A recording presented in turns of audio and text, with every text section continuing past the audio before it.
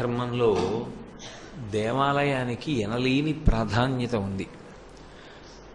మానవుడిగా జన్మించినటువంటి ప్రతి వ్యక్తి కూడా తనలో నిబిడీకృతమై ఉన్నటువంటి విభూతిని ఈశ్వరుడికి నివేదన చేసి దానిని సమాజ ప్రయోజనానికి అంకితం చేయడానికి ఒక ప్రధాన కేంద్రంగా విలసిల్లేది ఇది అంటే దేవాలయమే.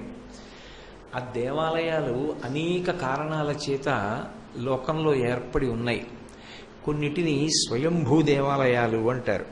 స్వయంభూ దేవాలయము అన్న మాటకు అర్థం ఏమిటంటే ఈశ్వరుడు తనంత తానుగా అనుగ్రహించి ప్రకాశించినటువంటి ప్రదేశం.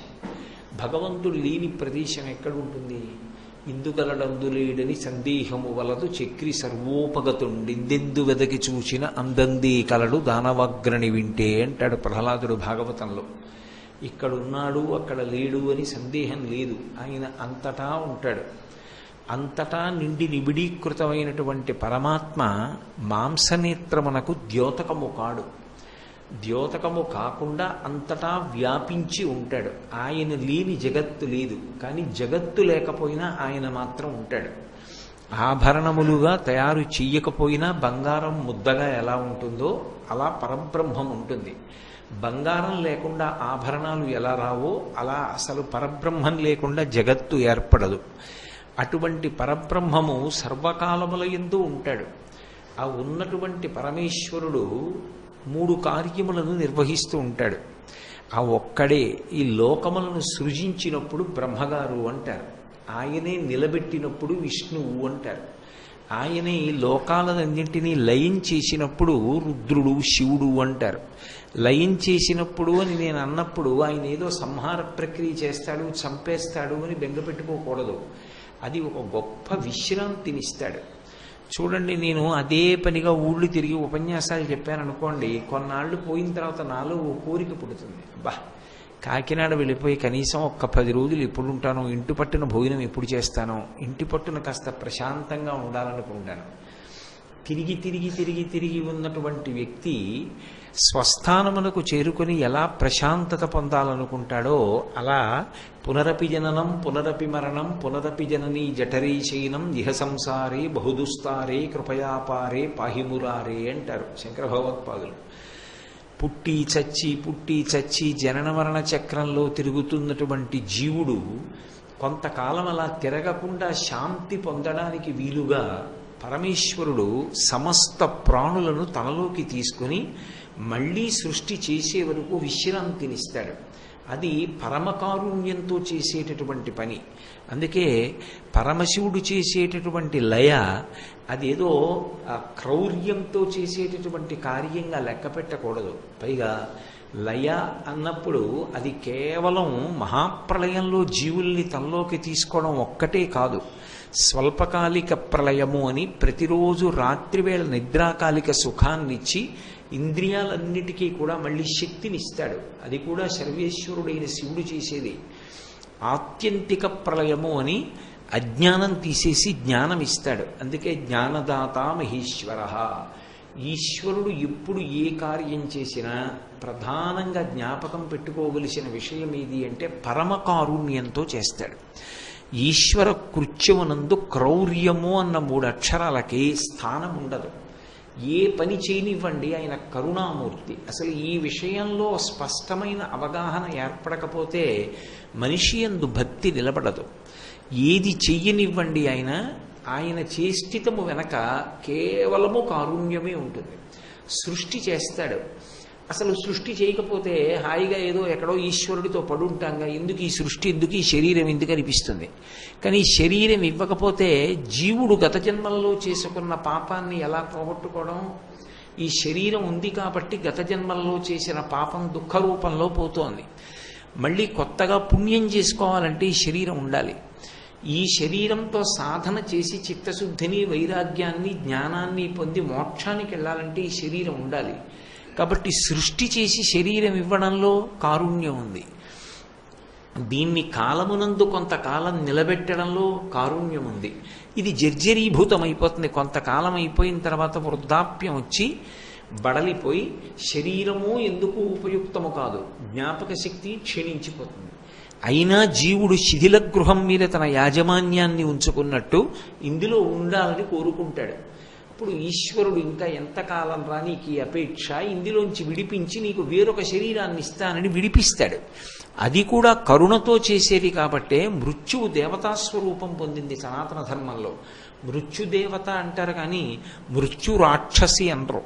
ఎందుకంటే ఆవిడ కూడా కారుణ్యంతో విడిపిస్తుంది వడలిపోయిన శరీరంలోంచి. అందుకే ఒక్క పరమేశ్వరుడే ఈ 3 రూపాలు ధరిస్తూ ఉంటాడు, సృష్టికర్త, స్థితికర్త, ప్రళయకర్త అని. అలా ఒక్క ఈశ్వరుడు ఎలా అవుతాడు అని అనుమానం అక్కర్లేదు. మీకు నేను ఒక ఉదాహరణ చెప్పాలి అంటే, నేను సాయంకాలం వేళ సముద్రపుటుడ్డుకి వెళ్ళాను అనుకోండి. సముద్రపుటుడ్డును కూర్చున్నాను. సముద్రానికి ఒక లక్షణం ఉంటుంది, ఆ ఇసుక దగ్గర కొంచెం ఇలా చేత్తో తీస్తే తడి ఇసుక వస్తుంది. తడి ఇసుక తీసి నా పాదం అందులో పెట్టి ఆ తడి ఇసుకనంతటినీ పాదం మీద పెట్టి కొంచెం గట్టిగా అలదాను. ఇప్పుడు అది బిగుసుకుంటుంది. మెల్లిగా ఉడుపుగా నా పాదం బయటికి తీసేసాను అనుకోండి, చిన్న గుహలా ఏర్పడుతుంది ఇసుకతో పైన ఒక ఆచ్ఛాదనతో ఉండి. ఇప్పుడు నేను అటు ఇటు చూసి ఓ మందార పువ్వు దొరికింది. దాని రేఖలు విప్పితే మధ్యలో తెల్లగా స్ఫటికలింగం లాంటిది ఒకటి ఉంటుంది. జాగ్రత్తగా ఆ ఇసుకతో చేసిన గుడి లాంటి దాంట్లోకి చెయ్యి పెట్టి తడి ఇసుకతో చిన్న పీఠం కట్టి దాని మీద ఈ తెల్లటి లింగాన్ని పెట్టాను. ఇప్పుడు నేను స్ఫటికలింగంతో శివాలయాన్ని కట్టాను. ఎదురుగుండా ఓ చిన్న నంది బొమ్మ పెట్టాను. లేదు ఇసుకతోటే చిన్న నంది బొమ్మ చేశాను. చుట్టూ ఇసుకతో ఓ గోడ కట్టాను. ఓ ధ్వజస్తంభం పెట్టానని ఓ పుల్ల ముక్క తీసి దానికి తగిలించి ఓ ఆకు పెట్టి పైన ధ్వజస్తంభం పెట్టాను. గుడి మీద జాగ్రత్తగా ఓ పతాకం పెట్టానని ఓ పతాకం పెట్టాను. ఇప్పుడు ఈ గుడినంతటినీ నిర్మించిన వాడెవరు? నేనే, సృష్టికర్తని.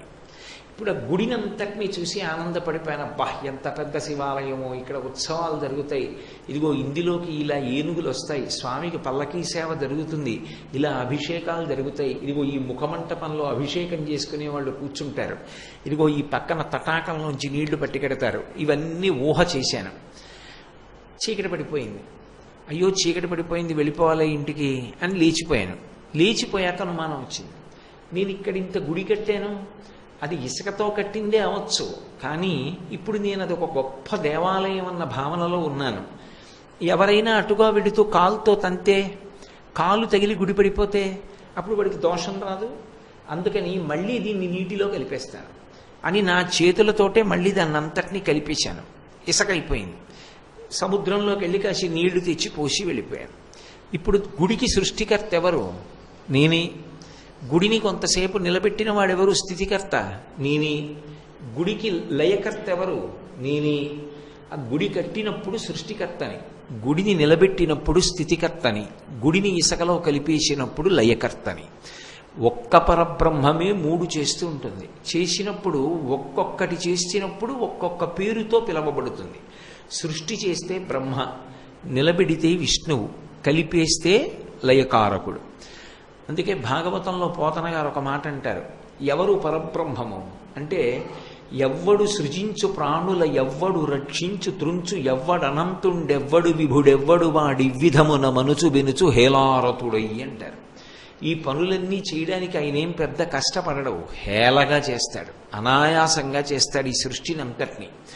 అటువంటి పరబ్రహ్మ స్వరూపుడైన పరమాత్మ తనంత తాను వ్యక్తమవుతాడు ఒక్కొక్క చోట.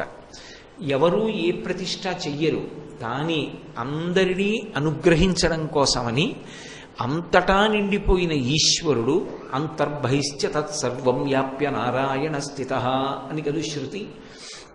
లోపల బయట అంతటా ఆయనే ఉన్నాడు. అంతటా ఉన్నవాడు ఒక చోట పొటమరిస్తాడు, పైకి లేస్తాడు. అలా లేస్తే స్వయంభూ అంటారు. అంటే తనంత తానుగా వెలిసినటువంటి క్షేత్రం. అది ఎవ్వరూ అక్కడ ప్రతిష్ఠ చేయలేదు.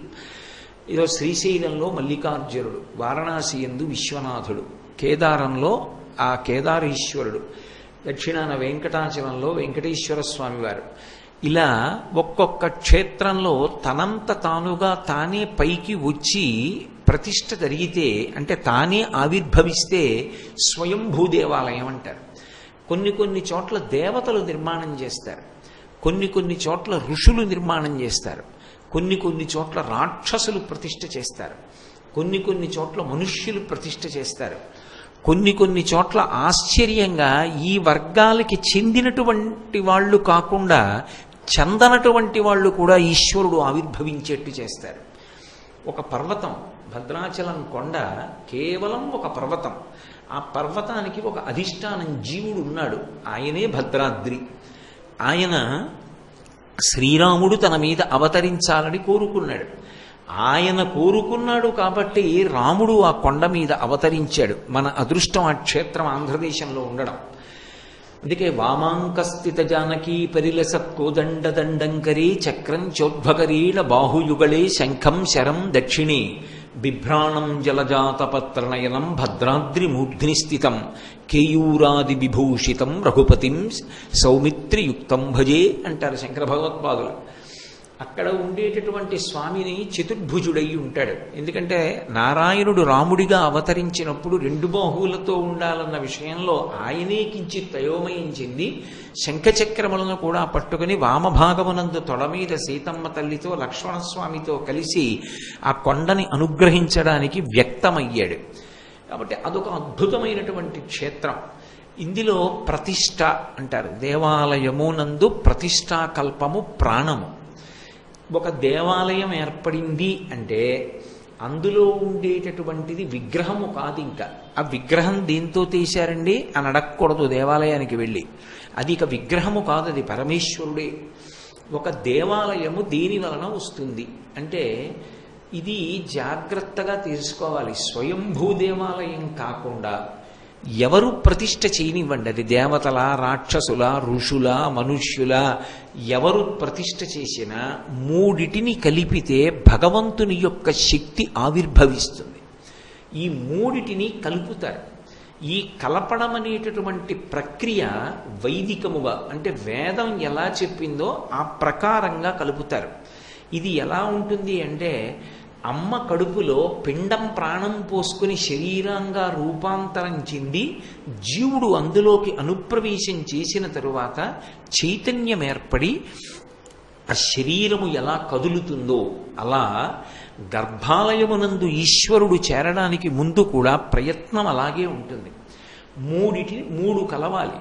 ఈ మూడు కలిస్తే ఈశ్వర చైతన్యం ఆ మూర్తిలోకి వస్తుంది. ఏ మూడు అంటే యంత్రము, మంత్రము, ప్రతిమ, ఈ మూడు కలుపుతారు. కలిపితే ఈశ్వరాలయం వచ్చింది అని పిలుస్తారు. యంత్రము అంటే అసలు దేవాలయానికి అంతటికీ ప్రాణం ఎక్కడుంటుంది అంటే యంత్రంలో ఉంటుంది. అందుకే మీరు ఎప్పుడైనా ఒక దేవాలయానికి ప్రతిష్టా కల్పంలో పాల్గొన్నారో లేదో నాకు తెలియదు, మంత్రోపదేశం పొందినటువంటి వాళ్ళు ఉంటే దేవాలయానికి ప్రతిష్ఠ చేసేటప్పుడు ఆ చక్రాన్ని తీసుకొచ్చి ఆ యంత్రం వేస్తారు మూర్తి కింద. ఆ యంత్రాన్ని తీసుకొచ్చి అక్కడ పెడతారు. పెట్టినప్పుడు లోక సంక్షేమం కోసం అంతకుముందు మంత్రోపదేశాలు పొందిన వాళ్ళు ఏం చేస్తారంటే కొంతకాలం ఆ కార్యాలయాలకు కూడా సెలవు పెట్టేసి ఇంతకన్నా మా జీవితంలో మేము చెయ్యగలిగిన మంచి పని ఏమిటి అని జపం చేస్తారు. జపం చేసి చిట్ట చివర వాళ్ళు చేసినటువంటి జపం యొక్క ఫలితాన్ని ఆ యంత్రానికి ధారపోసేస్తారు. ఎంత జపం చేస్తారో, ఎంత ఆరాధన చేస్తారో చక్రం అంత శక్తిని పొందేస్తుంది.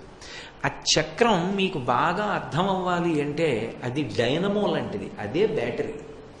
ఇప్పుడు ఆ చక్రాన్ని ప్రతిష్ఠ చేస్తారు. సుముహూర్త కాలంలో బంగారము, నవరత్నము మొదలైనటువంటివన్నీ కూడా తీసుకెళ్ళి ఆ విగ్రహ ప్రతిష్ఠ చెయ్యవలసినటువంటి చోట బిలంలో వేసి చక్రాన్ని దాని మీద ఏ కోణం ఎటువైపు తిరగాలో అటువైపు తిరిగేటట్టుగా పెడతారు. మీరు బ్యాటరీ వేసేటప్పుడు కూడా చూడండి, ఒక బ్యాటరీ స్ప్రింగ్ మీద పడాలి. ఆ బ్యాటరీ మీద ఉండేటటువంటి బొడిపికి మళ్ళీ ఇంకో బ్యాటరీ వెనక భాగం తగలాలి. మళ్ళీ రెండో బ్యాటరీ యొక్క బొడిపెకి బల్బు కనెక్ట్ అయ్యేటటువంటి ఆ హెడ్ కనెక్ట్ అవ్వాలి. అప్పుడే లైట్ వెలుగుతుంది. అలాగే యంత్రాన్ని కోణాలు సరిపోయేటట్టుగా ఉంచుతారు. ఉంచి ఇప్పుడు ప్రతిమని తీసుకొచ్చి దాని మీద ఉంచుతారు. ఏ మూర్తిని తయారు చేశాడో శిల్పి ఆ మూర్తిని ఆగమం ప్రకారం తయారు చేయాలి. మన ఇష్టం వచ్చినట్టుగా ఒక మూర్తిని తయారు చేయడానికి శాస్త్రం అంగీకరించదు. ఎందుకని అంటే మీరు ఏ దేవతామూర్తిని ప్రతిష్ఠ చేశారో దానికి ఒక ధ్యాన శ్లోకం ఉంటుంది.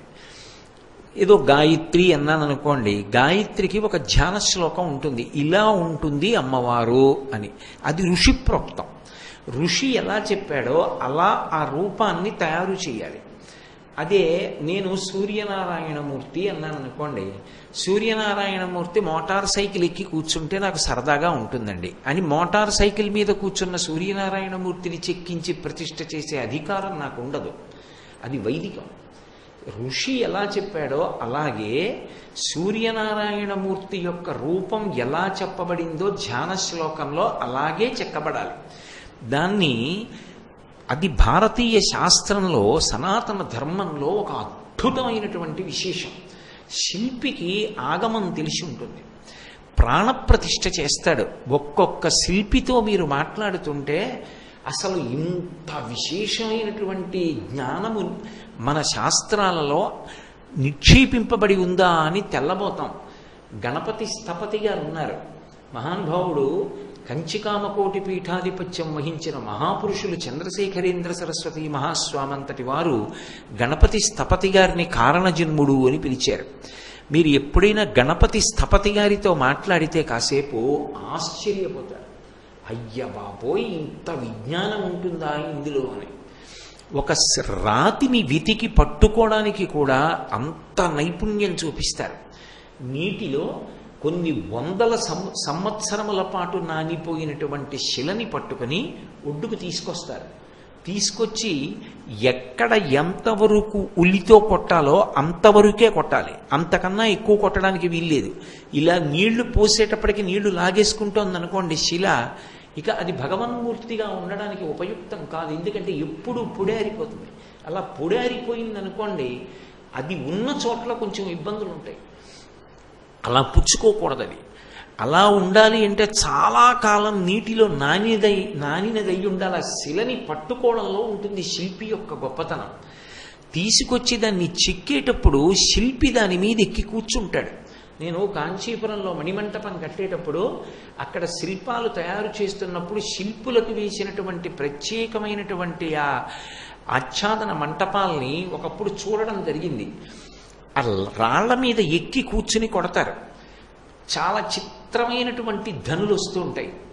ఒక్కొక్కరు కొడుతుంటే పెద్ద పెద్ద పెచ్చులు విరిగిపోయేటట్టు కొట్టేస్తారు. ఎందుకని అంటే మూర్తిని తీసుకురావడానికి అనవసరమైన భాగాన్ని చెక్కేస్తారు. ఆ తర్వాత వేళ్ళు, కాళ్ళు, గోళ్ళు చెక్కుతున్నారనుకోండి, పరమ సున్నితంగా మీరు ఎంత దగ్గరికి వెళ్ళి పిలవండి, శిల్పి ఇలా తల కూడా తిప్పడం.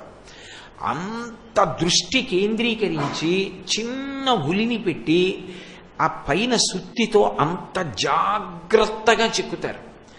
ఒక్కొక్క శిల్పాన్ని తయారు చేసేటటువంటి ప్రక్రియ చూస్తే అయ్య బాబోయ్, భారతీయ శిల్పుల యొక్క ఔన్నత్యం ఇంత గొప్పదా అనిపిస్తుంది. ర్యాలి అని తూర్పుగోదావరి జిల్లాలో ఒక క్షేత్రం. ముందు నుంచి చూస్తే మోహిని, వెనక్కి చూస్తే కేశవుడు. ఒకే మూర్తి, ముందొకలా వెనక్కొకలా.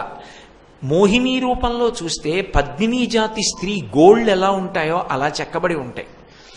అంత అందమైనటువంటి శిల్పాలు చెక్కారు. ఇప్పటికీ రామప్ప దేవాలయం మీద ఉన్నటువంటి శిల్పాల వంక చూస్తే ఆ స్త్రీ ఇలా తల ఉంచినప్పుడు గడ్డం యొక్క నీడ కంఠం కింది భాగంలో పడితే నీడ ఎలా ఉంటుందో అలా నీడ విగ్రహంలోకి వచ్చేటట్టుగా చెక్కాడు శిల్పి.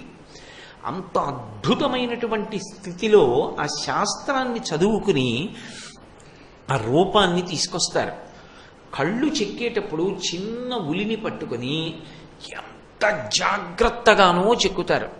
ఇంత పిచ్చెగిరిపోయింది అనుకోండి, పోయిందంతే శిల్పం అంతా. ఇక అంత జాగ్రత్తగా చెక్కుతాడు.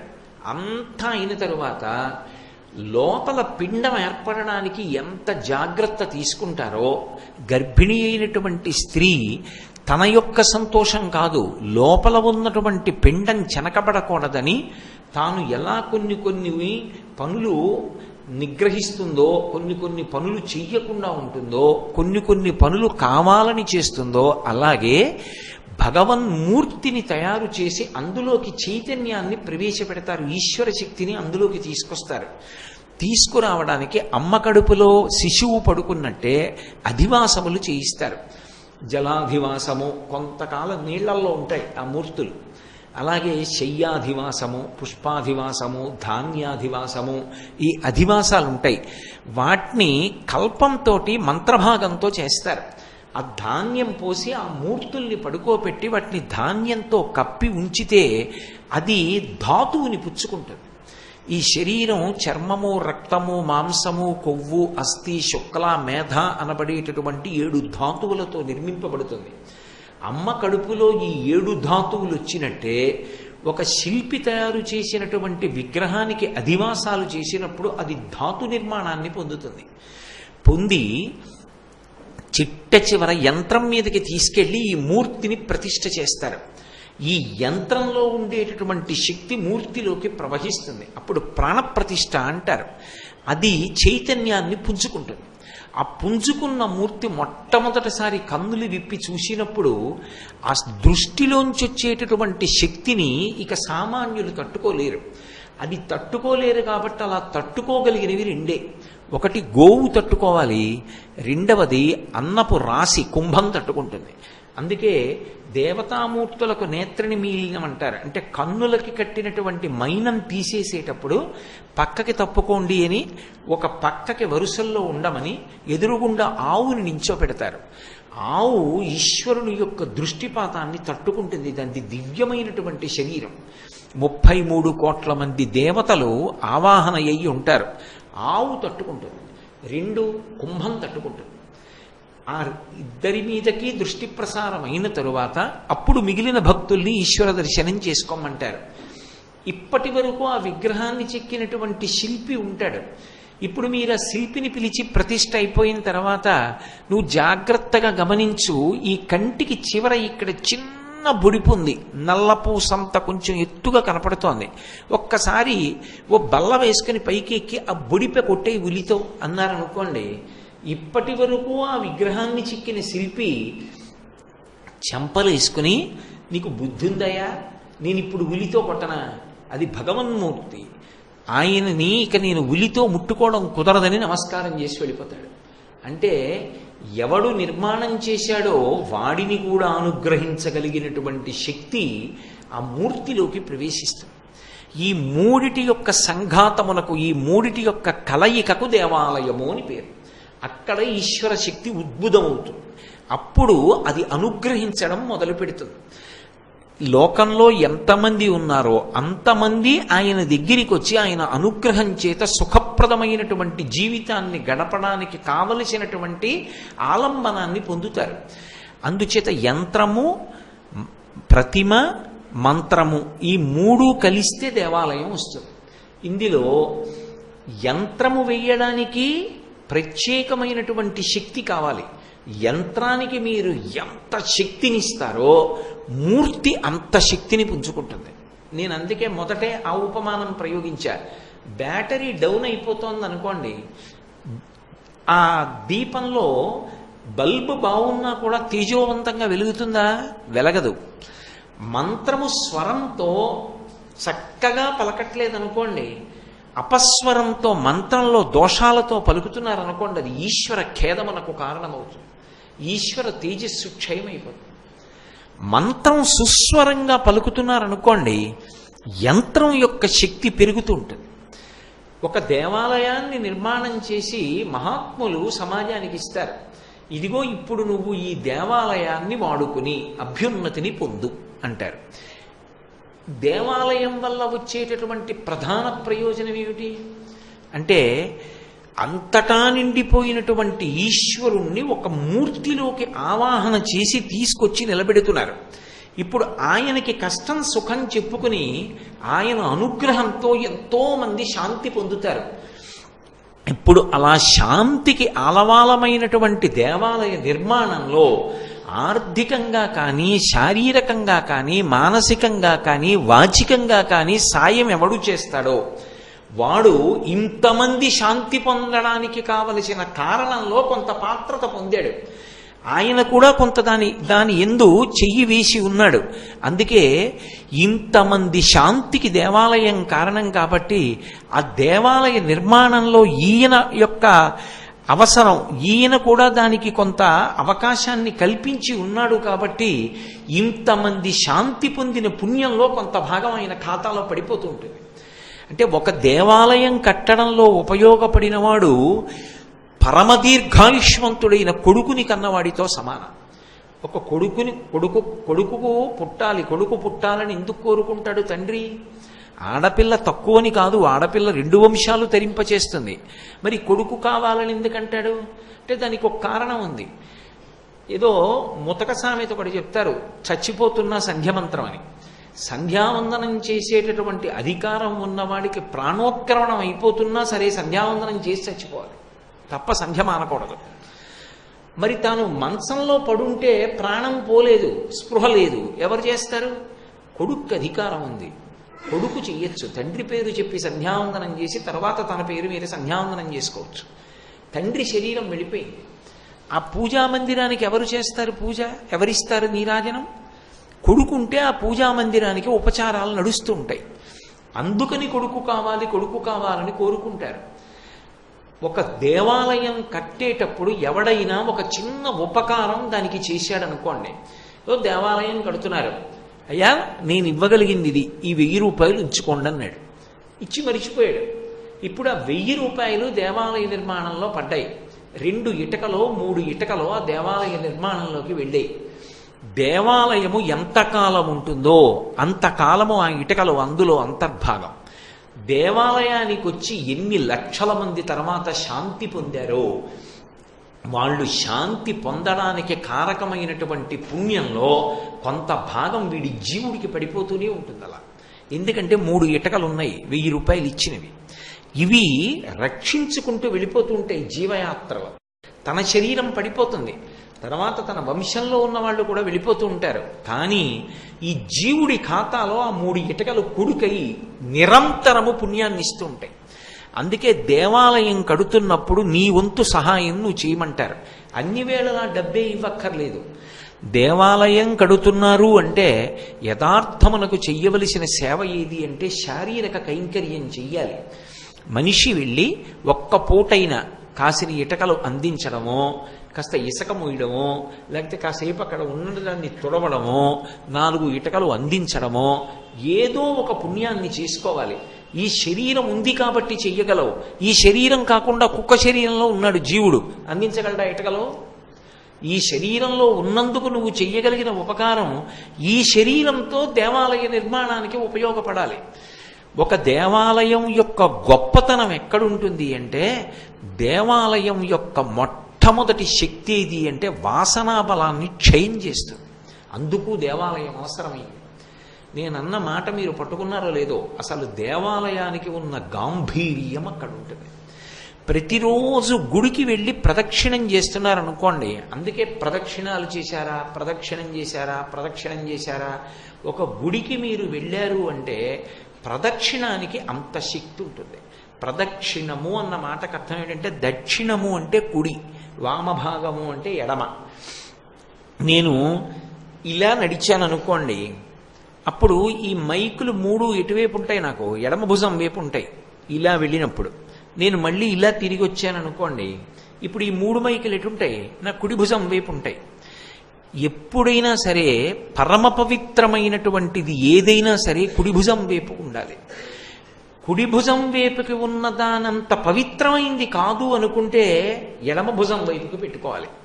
అందుకే పూజ చేసేటప్పుడు పూజకి సంబంధించిన ఏ పరికరం ఎడం చేతి వైపుకు ఉండకూడదు అన్న మాటకు అర్థం ఏంటంటే, ఆ సంభారముల పట్ల మీరంత భక్తితో ఉన్నారు అని. అవి పూజకి పనికొచ్చేవి. అందుకే కుడి చేతి వైపుకు పెట్టుకుని కూర్చోవాలి.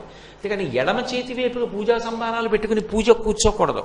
మీరు ఎవరైనా పూజ కూర్చున్నప్పుడు చూశారనుకోండి, ఆయన సంభారములు ఎలా పెట్టుకున్నాడు అన్నదాన్ని బట్టి ఆయనకి పూజ ఎంత తెలుసు అన్నది అవగతం అయిపోతుంది. ఎడం చేత్తో ముట్టుకుని తీయకూడదు, కుడి చేత్తోనే ముట్టుకోవాలి.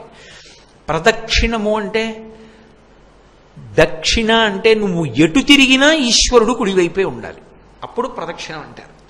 అందుకే దేవాలయం మధ్యలో ఉందనుకోండి గర్భాలయం, ఎప్పుడూ కుడి చేతి వైపే ఉండేటట్టు తిరుగుతారు. అంటే ధ్వజం దగ్గరికి వెళ్ళి ఎడం చేతి వైపు నుంచి మొదలు పెడతారు ప్రదక్షిణం. అప్పుడు ఏమవుతుంది, దేవాలయం కుడి చేతి వైపు ఉంటుంది. మీరు ఇలా తిరిగి వచ్చారనుకోండి, మీరు గుండ్రంగా తిరిగి వస్తున్నా సరే మళ్ళీ మీరు ధ్వజస్తంభం దగ్గరికి వచ్చి ఇలా తిరిగేటప్పటికీ అప్పటి వరకు గుడి మీ కుడివైపు ఉంది. అంటే మీకు తెలియకుండానే ఈశ్వర నువ్వు నా సుఖదుఖములను నిర్ణయించగలిగిన వాడివి, నేను ఏడవవలసిన అవసరం లేకుండా నన్ను కాపాడు, గత జన్మలలో నేను పాపం చేసి ఉంటే నీ అనుగ్రహంతో దాన్ని తొలగించు, నేను భరించలేనంత కష్టాన్ని నాకు ఇవ్వకు, నేను ఏదో పాపం చేసి ఉంటాను లేకపోతే మనుష్యుణ్ణి ఎందుకు అవుతాను, అందుకే కష్టం వస్తోంది, కానీ ఆ కష్టం తట్టుకోవడానికి కావలసినటువంటి శక్తిని కటాక్షించు, మళ్ళీ నువ్వే ఒక మిత్రుడి రూపంలోనో శిష్యుడి రూపంలోనో కష్టం నుంచి ఉద్ధరించడానికి సిద్ధంగా ఉండు. అందుకే భక్తుడి విషయంలో ఈశ్వరుడి యొక్క గొప్పతనం ఏమిటో తెలుసా, సమస్యని ఇచ్చే ముందు సమస్యకి పరిష్కారాన్ని కూడా సిద్ధం చేసేస్తాడు భక్తుడికి. సమస్య ఒకవైపు నుంచి వస్తుంది, ఆ సమస్యకి పరిష్కారం చెప్పేవాడు మిత్రుడి రూపంలోనో శిష్యుడి రూపంలోనో కుటుంబ సభ్యుడి రూపంలోనో ఇటువైపు నుంచి వస్తాడు. ఇటు చూసి అమ్మో ఎంత సమస్య అంటాడు, మీకెందుకండి మేము ఉన్నాం కదా అని ఇటువైపు నుంచి వస్తాడు ఇంకోడు. ఇప్పుడు ఈ సమస్య ఈయనది, కానీ అది ఆయన బాధపడడమే, ఆయన బాధపడితే ఇంక నేనెందుకు అని ఈయన కోసం ఆయన భుజం మీద వేసుకుంటాడు. ఇప్పుడు సమస్యనిచ్చిన వాడెవరు, ఈశ్వరుడే. ఎందుకు, గతంలో ఏదో పాపం ఉందని పోవాలి ఇప్పుడు, అందుకని సమస్యనిచ్చాడు. సమస్యనిచ్చేటప్పుడే సమస్యకి పరిష్కారం చెప్పేవాడినే ముందే పరిచయం చేసి తీసుకొచ్చి అక్కడ పెడతాడు. ఆయన నీకు అంతేవాసిత్వంలో ఉంటాడు. ఇప్పుడు ఆయన పరిగెత్తుకొచ్చి సమస్యని భుజం మీద వేసుకుంటాడు. నువ్వేం చేస్తున్నావు, నువ్వేం పరిగెత్తట్లా, నువ్వు కూర్చుంటున్నావు. అంతకుముందు ఎలా కూర్చున్నావు ఇప్పుడు అలాగే కూర్చున్నావు. కానీ మనసులో కించిత్ పరివేదన ఉంటుంది, అయ్యో పాపం నా కోసం పిచ్చి ఆయన ఎంత పరిగెడుతున్నాడో అని.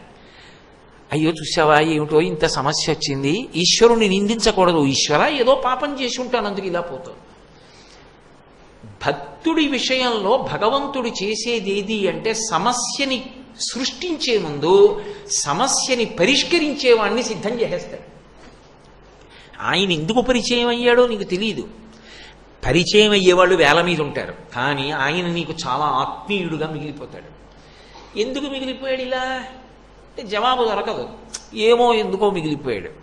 సమస్య వచ్చినప్పుడు అర్థమవుతుంది, ఈశ్వరుడు అందుకు ఈయన్ని నా పక్కకి చేర్చాడు.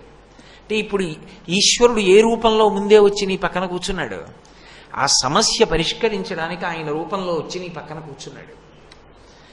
ఇది భక్తుడి విషయంలో ఈశ్వరుడి యొక్క అనుగ్రహం.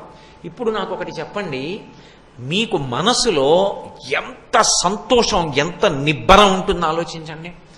నాకు స్వామి అనుగ్రహం ఉంది, నా తండ్రి ఉన్నాడు నన్ను కాపాడతాడు అన్న నమ్మకం మీకుంటే ఇవాళ సంతోషంగా ఉన్నాను, ఏమో ఎప్పుడైనా ఏదైనా ఇబ్బంది వస్తే నేను ఏ స్వామి పాదాలు పట్టుకున్నానో ఆయనే పరిష్కరించడానికి వేరొకటి రూపంలో గుళ్ళోంచి బయటికి వెళ్ళి ఆ రూపంలో మళ్ళీ నా దగ్గరికి వస్తాడు. ఈ నిబ్బరం కోసం ప్రదక్షిణం చేస్తారు. అందుకే కుడి పక్కకు ఉంచుతారు. ప్రదక్షిణం చేశాడు అంటే దాని అర్థం ఏమిటంటే మౌనంగా ఉంటాడు, మాట్లాడు. ప్రదక్షిణం చేసేటప్పుడు మాట్లాడరు. ప్రదక్షిణం చేస్తూ మీరు మాట్లాడారనుకోండి, మీరు ఎక్కడ వరకు ప్రదక్షిణం చేసి మాట్లాడారో అక్కడ వరకు ఆ ప్రదక్షిణ ఫలితం మీరు ఎవరితో మాట్లాడారో వాళ్ళకి ఎడుతుంది. ఇక ధార పోయక్కర్లేదు, ధార పోసేసినట్టే. అందుకు మాట్లాడరు, ప్రదక్షిణం మౌనంగా చేస్తారు. దేనికైనా ఓ పద్ధతి ఉంటుంది కదండి, ఓ పద్ధతి లేకుండా ప్రవర్తించకూడదు. మర్యాద అన్న మాటకు అర్థం ఏంటంటే కొన్ని కొన్ని పనులు చేసేటప్పుడు కొంత శ్రద్ధతో ఉండాలి.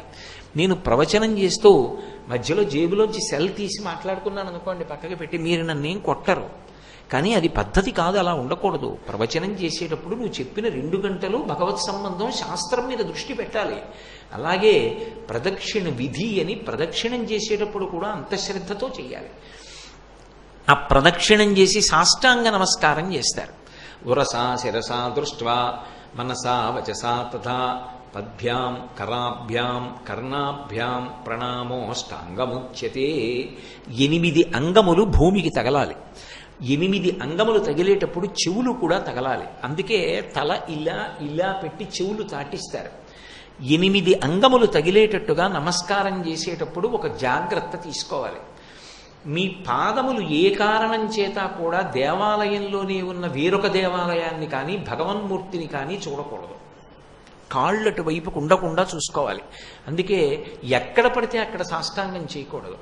సాష్టాంగం ఎక్కడ చెయ్యొచ్చో చెప్పడం కోసమే దేవాలయాల్లో సాష్టాంగపడి ఉన్నటువంటి మనిషి బొమ్మ శిల్పం చెక్కుతారు రాతిలోని. ఇప్పటికీ మీరు పురాతనమైన దేవాలయాలకు వెడితే పురాతనమైన దేవాలయాల్లో మీరు ఎక్కడెక్కడ సాష్టాంగం చెయ్యొచ్చో నేల మీద పడి సాష్టాంగం నమస్కారం చేస్తున్న విగ్రహాలు కనపడతాయి.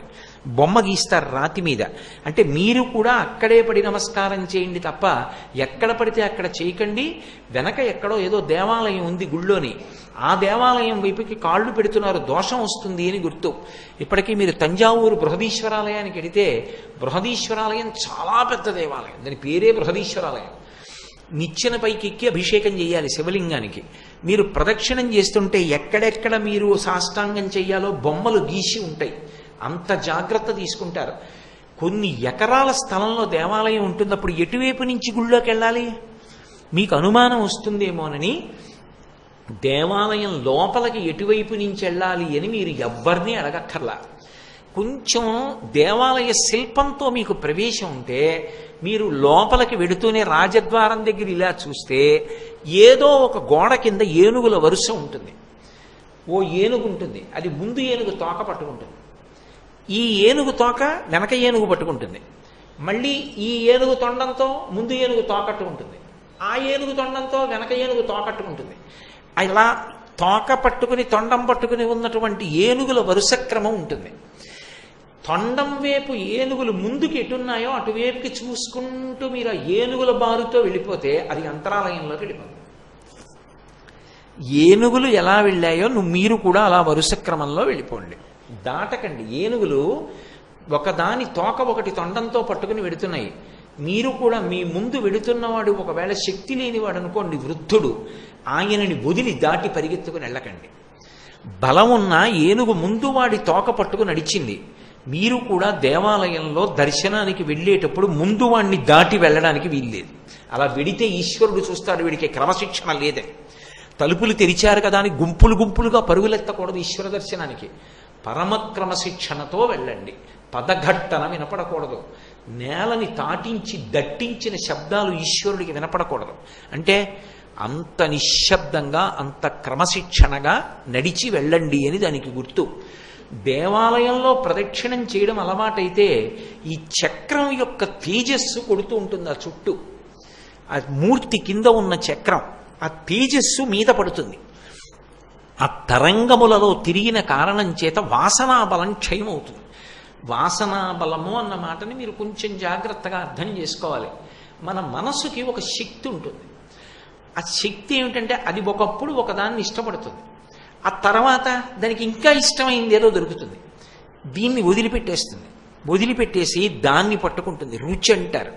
అది అనుభవిస్తే ఎలా ఉంటుందో గుర్తెట్టుకుంటుంది. మళ్ళీ మళ్ళీ అది అనుభవించని అడుగుతుంది. వాసన అంటారు. పూర్వం చూడండి, టేప్ రికార్డర్లలో ఆడియో క్యాసెట్లను వచ్చేవి టేపుతోటి, బట్ మీద సూపర్ ఇంపోజిషన్ వేసేవారు. నేను కొన్ని ఇంగ్లీష్ మాటలు వాడితే మీకు తేలిగ్గా అర్థం అవుతుందని వాడుతున్నాను. ఏదో భగవద్గీత టేప్ చేసి దాని మీద లలితా సహస్రం టేప్ చేశారనుకోండి, భగవద్గీత పోయి లలితా సహస్రం వస్తుంది. అలా మనసు సూపర్ ఇంపోజిషన్స్ తీసుకుంటుంది. మొట్టమొదట అమ్మొక్కతే తెలుసు, తర్వాత అమ్మ నాన్న నాన్న అని నాన్నగారిని పరిచయం చేస్తుంది, తర్వాత నాన్న నాన్న అని నాన్న దగ్గరికి వెడతాడు. కొంచెం వయసు వచ్చాక ఏ సుఖం కావాలన్నా అమ్మ కూడా నాన్నగారి ద్వారానే ఇస్తుంది అని నాన్నగారండి నాన్నగారండి అని నాన్నగారిని పట్టుకుంటాడు. కొంతకాలం అయిపోయిన తర్వాత వీళ్ళిద్దరూ ఎక్కడో ఉన్న భార్య పక్కన ఉంటే బతికేస్తాడు. ఆ తర్వాత పిల్లల ముఖాలు చూసి బతికేస్తాడు.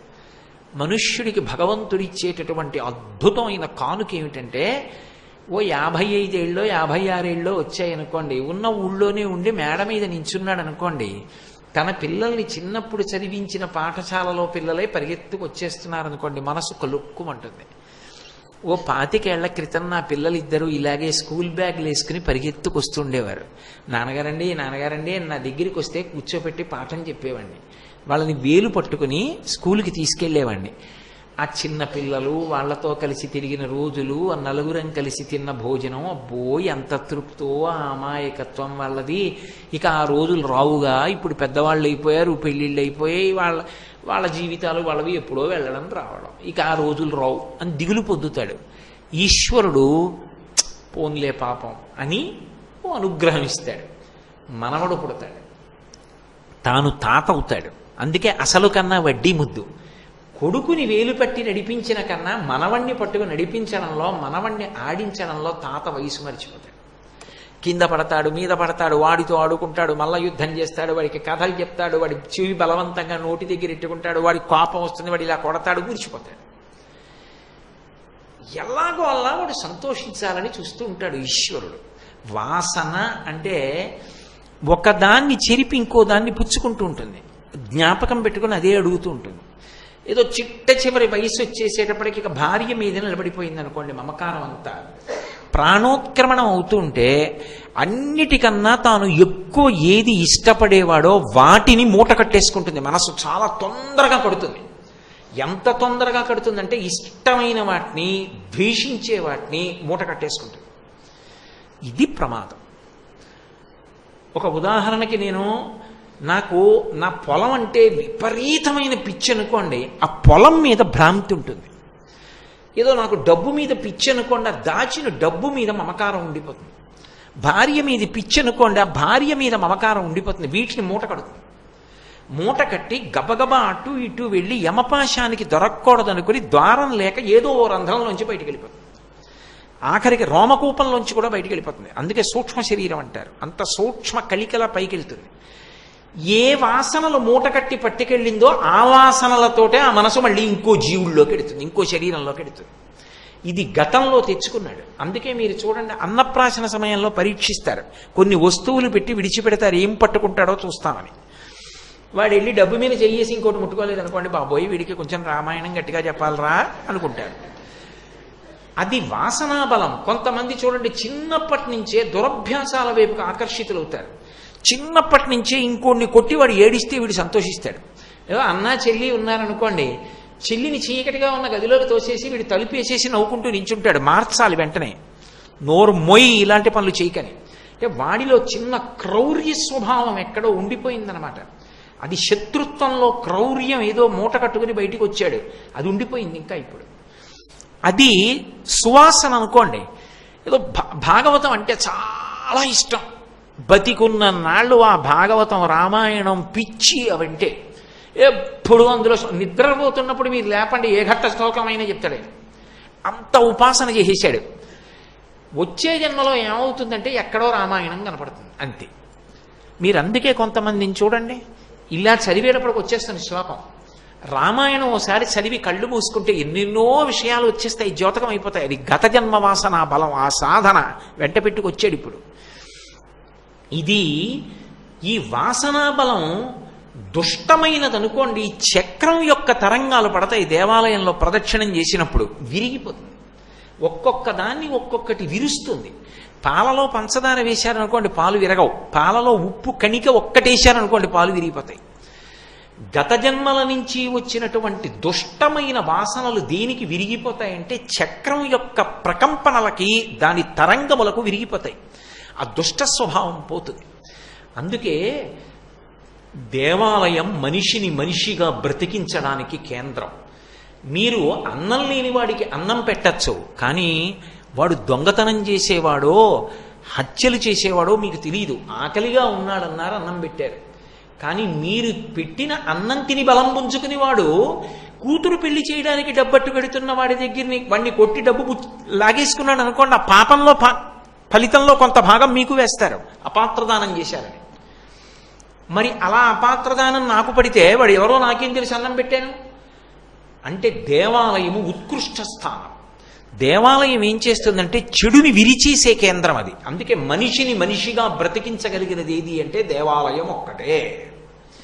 కాబట్టి ఇప్పుడు గుళ్ళో ప్రదక్షిణం చేస్తున్నాడు, వాసనాబలం క్షయం అవుతుంది. అందుకే కొంతమంది నియమం పెట్టుకుంటారు. నాకు ఎందరో పెద్దలు తెలుసు, ఇంట్లో పూజ చేసుకుని పూజ అయిపోయిన తర్వాత ఏ బట్టతో పూజ చేశారో ఆ బట్టతోటే గుళ్ళోకి వెళ్ళి గుళ్ళో ప్రదక్షిణం చేస్తారు. నేను మీతో నిజం చెప్పాలంటే నాకు జీవితంలో ఉన్న ఒకే ఒక్క కోరిక శేష జీవితంలో ఏమిటంటే అదొక్కటే. నేను ఎప్పుడైనా ఎక్కడైనా ఒక దేవాలయానికి ఎదురుగుండా నివాసం ఉండాలి. నేను పూజ పూర్తి చేసుకుని తీర్థం ప్రసాదం పుచ్చుకొని ఆ బట్టతోటే గుమ్మం దిగి గుమ్మం ఎక్కితే గుళ్ళోకి వెళ్ళాలి. గుళ్ళో ప్రదక్షిణం చేసుకుని కాసేపు కూర్చుని ఏవో శ్లోకాలు పద్యాలు ఏవో పారాయణ చేసుకుని మళ్ళీ ఇంట్లోకి వెళ్ళి కాళ్ళు కడుక్కుని ఆ బట్ట విప్పేసి మామూలు బట్ట కట్టుకుని మా ఆవిడ పెట్టిన పలహారం చెయ్యాలి. ప్రతిరోజు పూజ పట్టతోటే గుళ్ళో ప్రదక్షిణం చేయడానికి వీలుగా నేను ఎక్కడైనా నివాసం ఉండాలి నా వృద్ధాప్యంలో అని నాకు బలమైన కోరిక. అది ఎందుకు పుట్టింది అంటే అలా బ్రతుకుతున్న మహాత్ముల యొక్క జీవితాలు చూశాను నేను. అది ఎంత అదృష్టం జీవితంలో అలా బ్రతకడం అంటే. కాబట్టి ఒక దేవాలయం వాసనా బలాన్ని క్షయం చేస్తుంది, ఒక దేవాలయం వినయాన్ని ఇస్తుంది. మనిషికి ఇన్ని ఉండనివ్వండి, అహంకారగ్రస్తమైనటువంటి జీవితం ఇతరుల దగ్గరికి వెళ్ళడానికి పనికిరాదు. రామాయణంలో వాల్మీకి మహర్షి ఒక అద్భుతమైన మాట అంటారు, శ్మశాన చైత్య ప్రతిమో భూషితోపి భయంకర అంటారు. ఒక వ్యక్తి బోలెడన్ని ఆభరణాలు పెట్టుకున్నాడు, మంచి పట్టుపంచ కట్టుకుని ఉన్నాడు, కానీ గొప్ప అహంకారి. ఆయనతో మాట్లాడారో ఆయనకి ఎక్కడో అక్కడ నువ్వెంతటి వాడివి నేను గొప్పవాడిని అంటాడు, కోప్పడతాడు. ఎవరి దగ్గరికి వెడతారు? అలాగే శ్మశానంలో ఒక మంచి పాలరాతి భవంతి కట్టారనుకోండి, ఒక్కరోజు రాత్రి సంతోషంగా అందులో పడుకుంటానని ఎవడెడతాడు? శ్మశానంలో కట్టిన భవనం ఎటువంటిదో అహంకారం ఉన్నటువంటి వ్యక్తి ఎన్ని విభూతులున్నా అటువంటి వాడు. అహంకారము ఎక్కడ పోతుంది అంటే దేవాలయంలో పోతుంది. ఎందుకు పోతుంది అంటే దేవాలయం ఒక భావనని కల్పిస్తుంది. ఎవరు వాడు అని అడిగారనుకోండి, ఈ గుడికి ఎందుకు రావాలి, ఎవరా గుడిలో ఉన్నవాడు అంటే నీ చేత ఊపిరి తీయిస్తున్నవాడు. ఆ ఒక్క జవాబు చాలు. నా ఊపిరి నేను తీసుకోవడం నిజమైతే నిద్రపోయినప్పుడు నా ఊపిరిని తీయలేను. కోటేశ్వరారు నిద్రపోతూ కూడా ఒక్క ఉపన్యాసం చెప్తురు అంటే చెప్పగలనా? నిద్రపోతూ ఉపన్యాసం చెప్పలేను, నిద్రపోతూ అన్నం తినలేను, నిద్రపోతూ నీళ్లు తాగలేను, నిద్రపోతూ నడవలేను, నిద్రపోతూ పాట పాడలేను, నిద్రపోతూ ఊపిరి ఎలా తీస్తున్నాను? ఒకవేళ ఊపిరి తీసింది నేను నిజమైతే ఒకనాడు నా ఊపిరి నేను ఎందుకు తీయలేకపోతున్నాను, ఎందుకు పడిపోతున్నాయి ప్రాణులు? 1,000,000 మంది వైద్యులు కూడి వచ్చిన కాని మరణమయ్యడి వ్యాధి మాన్పలేరు. ఆయన శాసనం అయిపోయిందా, వదిలిపెట్టిన ఊపిరి తీయకపోవచ్చు, ఆయన శాసనం అయిపోతే తీసిన ఊపిరి వదలకపోవచ్చు. రెండిటికి మధ్యలో మృత్యు ఉంది. ఇప్పుడు ఎవరా ఊపిరి తీయించిన వాడు? వాడు ఒకడు ఉన్నాడు కదా, నే తీసింది నిజమైతే ఊపిరి ఆపుకుందామని ఎవడనుకుంటాడు? ఊపిరి ఆపుకుందామనుకున్న వాళ్ళైతే ఊపిరితో ఉందామని వైద్యశాలలకు ఎందుకు ఎడుతున్నారు? మరి వైద్యశాలలకు వెళ్ళినా ఆక్సిజన్ పెట్టినా ఊపిరి ఎందుకు ఆగిపోతుంది అంటే ఊపిరి తీయించిన వాడు ఒకడు ఉన్నాడు. వాడు తీస్తున్నాడు కాబట్టి నిన్ను బాగున్నావా అని అడుగుతున్నారు. యావత్పవనో నివసతి దేహే తావత్ పృచ్చతి కుశలంగేహే గతపతి వాయో దేహాపాయే భార్యాభిభ్యతి తస్మిన్ కాయే. ఆ ఊపిరి ఆగిపోయిందా బయటికి తీసుకెళ్లి కొత్త చాప మీద పడుకోబెట్టేస్తారు. అసలు నీ సమస్త సుఖములకు కారణమైన వాడు, నీ మంగళప్రదత్వానికి కారణమైన వాడు, నువ్వు నిద్రపోతున్నా ఎవరు భయపట్టలేదంటే ఊపిరి తీసి విడిచిపెడుతున్నావు కాబట్టి. ఆ ఊపిరి ఒక్కటి ఆగిపోయిందా, చీకట్లో శవం పడుంటే ఎవడు దగ్గరికి వెళ్ళడానికి కూడా ఇష్టపడ్డాడు.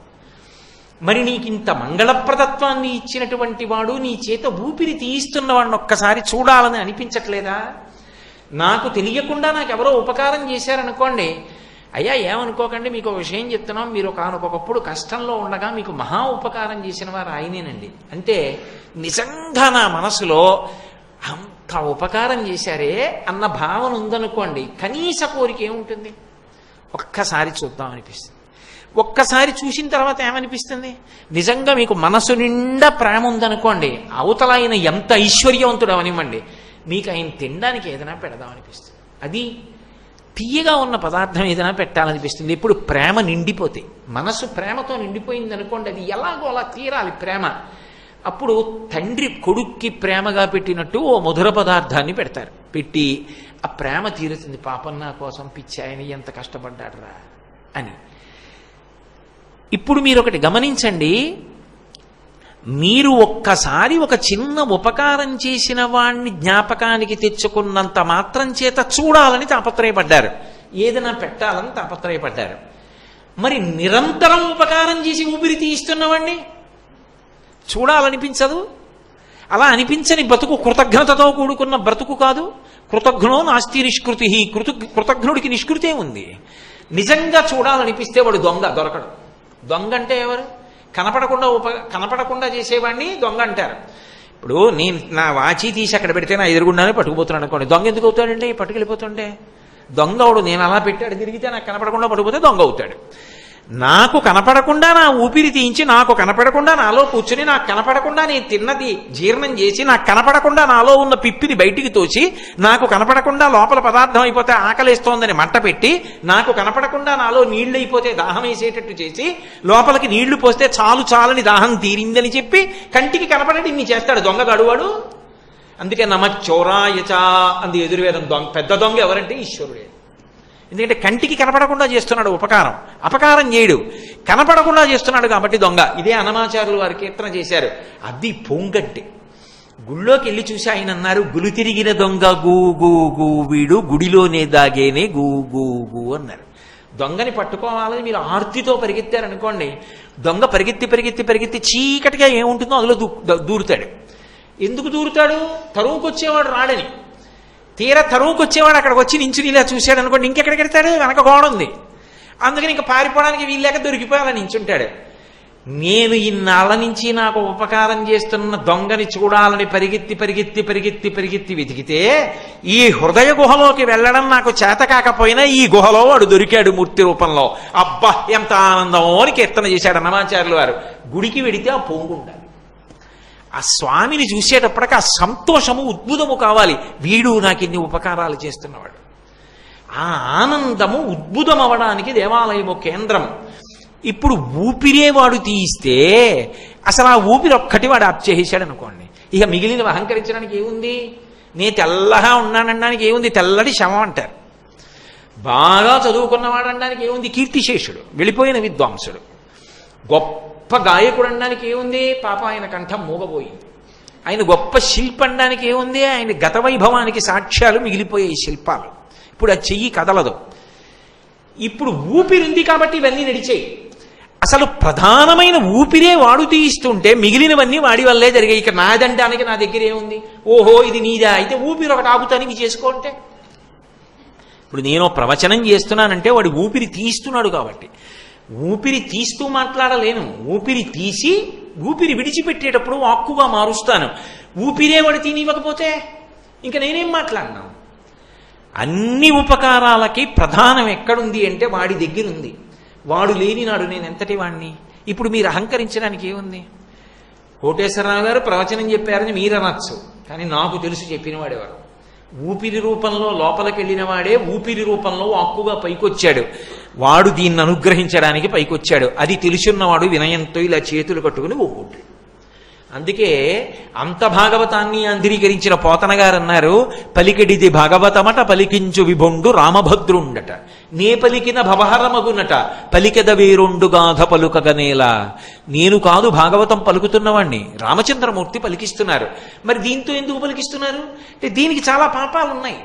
చాలా పాపాలున్న వాడితో కదూ పలికిస్తే ఆ పాపాలు పోతాయి. మీతో ఎందుకు?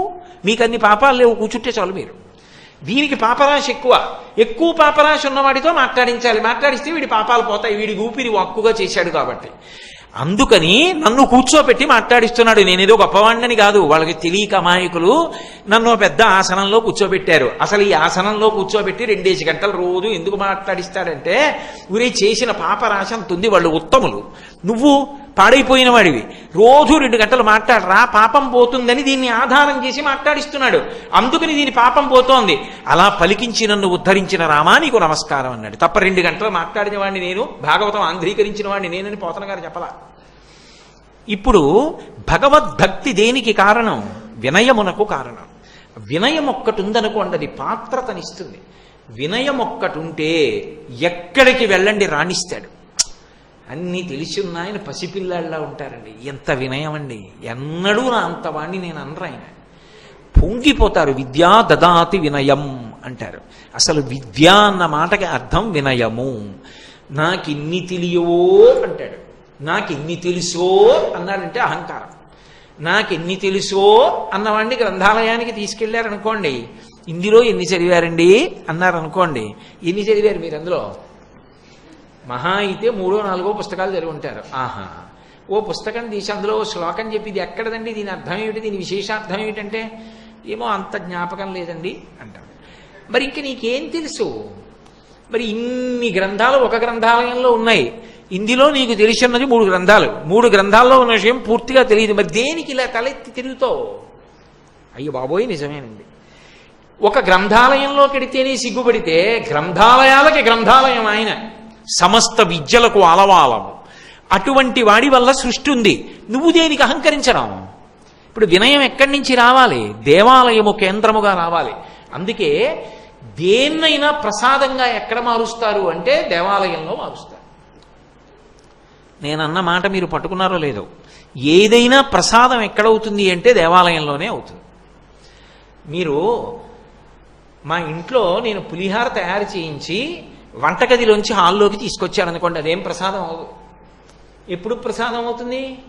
నేను ఒక్కసారి ఆ పులిహార తీసుకున్న పళ్ళెం పూజ గదిలోకి పట్టుకెళ్ళి అక్కడ పెట్టి ఈశ్వరానికి సమర్పిస్తున్నాను అని నమస్కారం చేసి మీరు చూడండి, మీరు తిన్నాక నేను తింటున్నాను, ఒక్క పిసర్ నోట్లో వేసుకోండి. ఇప్పుడు ఉచ్చిష్టం, ఆయన తిన్నది పూజ గదిలోంచి అవతలకి తెచ్చా ప్రసాదం అయింది. అప్పుడు ఎవరికన్నా పెడితే వాళ్ళు కూడా మామూలుగా తినరు, కాళ్ళకి చెప్పులుంటే విప్పేసి కళ్ళకు అద్దుకుని నోట్లో వేసుకుంటారు. దేవాలయంలోకి వెళ్ళిన ఏదైనా ప్రసాదమే, ఎందుకంటే ఈశ్వరుడి దృష్టి పడింది దాని మీద. అప్పుడు అది ప్రసాదం ఎందుకు అవదు? ప్రసాదమగుట అన్న మాటకు అర్థం ఏమిటి? ఈశ్వరుడి సొత్తు అయింది అది. ఈశ్వరుడి సొత్తుని ఎవరు కాపాడతారు? ఈశ్వరుడు కాపాడతాడు. నా మోటార్ సైకిల్ ఎండా దుమ్ము ధూళి పడిపోయి ఉన్నాయనుకోండి, నేను ఇంటికి వెళ్ళి ఆ మోటార్ సైకిల్ ఎక్కి ఆఫీస్కి వెళ్ళాను అనుకోండి, ఒక్క నేను కూర్చున్న చోట నా పృష్ఠభాగం తగిలి కొద్దిగా దుమ్ము పోయి మిగిలిందంతా దుమ్మే. నీ దిగ్గా అని నా చుట్టూ ఉన్న వాళ్ళు ఏమంటారు, నా సాటి ఉద్యోగులు, ఏమండే కోటేశ్వరారు అదేమిటండి ఆ మోటార్ సైకిల్ ఒకసారి తుడుచుకోరా ఏమి, లేకపోతే ఎవరికన్నా చెప్తే మేము తుడిచిపెడతాంగా అంటారు. అంతేగాని ఓ మోటార్ సైకిలా, కోటేశ్వరరావు గారికి 3 పూట్ల పూలదండలు ఇస్తారే, ఈ టీవీల్లో కనపడతాడే, అన్ని ఉపన్యాసాలు చెప్తాడే, అంత గౌరవిస్తారే, ఆయన ఎక్కి తిరుగుతారు కదా, నువ్వు శుభ్రంగా ఉండద్దా అని దాన్ని అడుగుతారా? దాన్ని అడగరు. అది నా సొత్తు కాబట్టి నన్ను అడుగుతారు, దాన్ని ఎందుకు శుభ్రంగా ఉంచలేదని అడుగుతారు.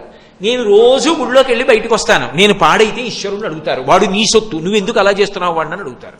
అలా అడగకూడదని ఆయన జాగ్రత్త చేసుకుంటాడు. ఇప్పుడు నిన్ను నువ్వుగా బాగు చేసుకోవడం కన్నా ఆయన సొత్తు అయిపోతే బాగైపోవడం తేలిక, ఎందుకంటే లొంగడం అంటారు.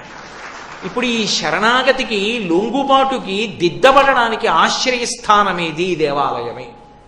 ఇప్పుడు సమస్త వినయానికి కారణం అదే కాదు.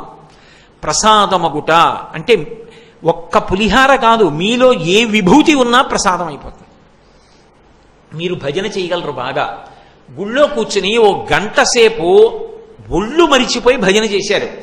ఇప్పుడు భగవంతుని సమక్షంలో భగవన్నామని చెప్పి బయటికి వచ్చారు కాబట్టి మీ కంఠం ఈశ్వర ప్రసాదం అయింది, ఆ కంఠంలోంచి ఈశ్వర వాక్కులు వెళ్ళాయి. పైగా భజనకు ఒక లక్షణం ఉంటుంది, అది తేలికగా అవతల వాడిని ఊపేస్తుంది.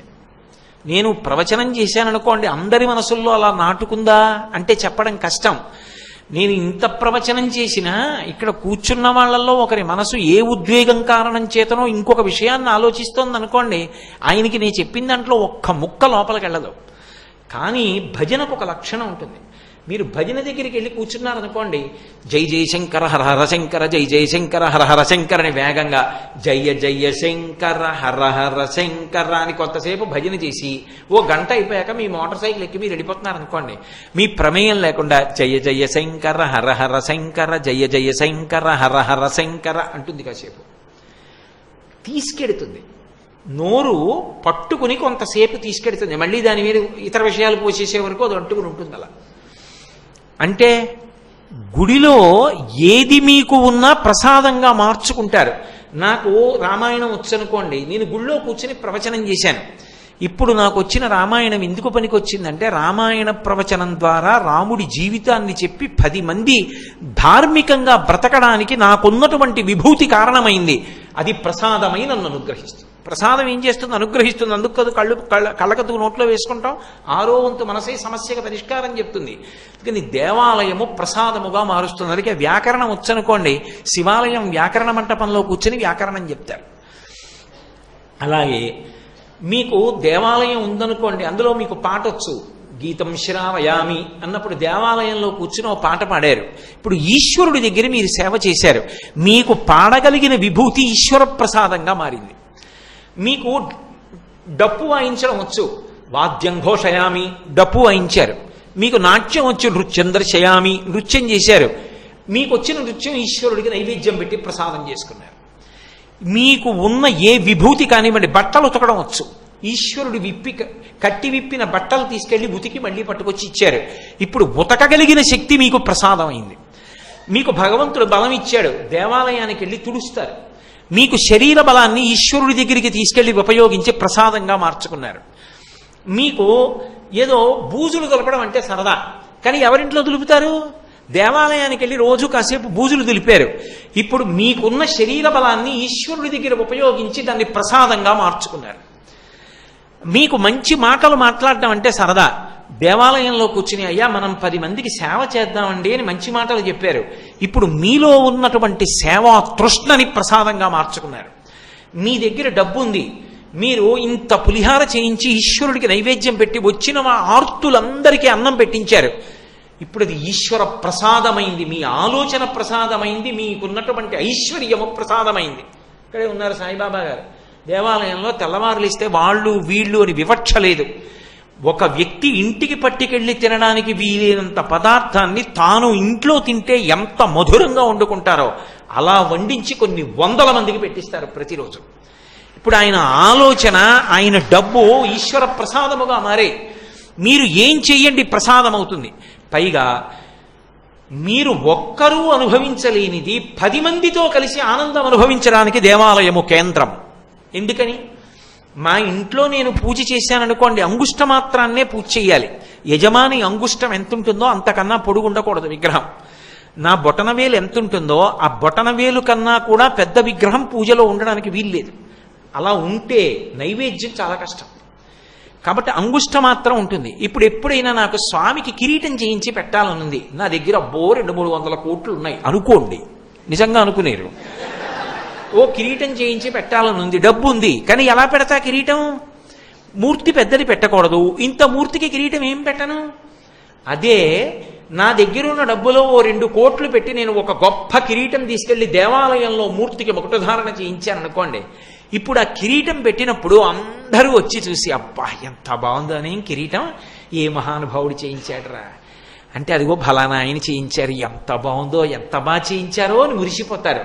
ఎవరూ ఇంటి దగ్గర కిరీటంతో చూడటం కుదరదు, కానీ ఎవరికి వాళ్ళు కిరీటం పెడుతున్నప్పుడు చూసి మురిసిపోతే, స్వామికి కిరీటం పెట్టి కిరీటంతో ఉన్న మూర్తిని చూసి ఆనందించడానికి ఇన్ని లక్షల మందికి అవకాశం కల్పించిన వాళ్ళ యొక్క మనసులో కలిగినటువంటి శాంతికి కారణము నువ్వు అయ్యావు. కాబట్టి ఆ శాంతిని పుణ్యంగా మార్చి 6వ వంతు జీవుడి ఖాతాకిస్తారు.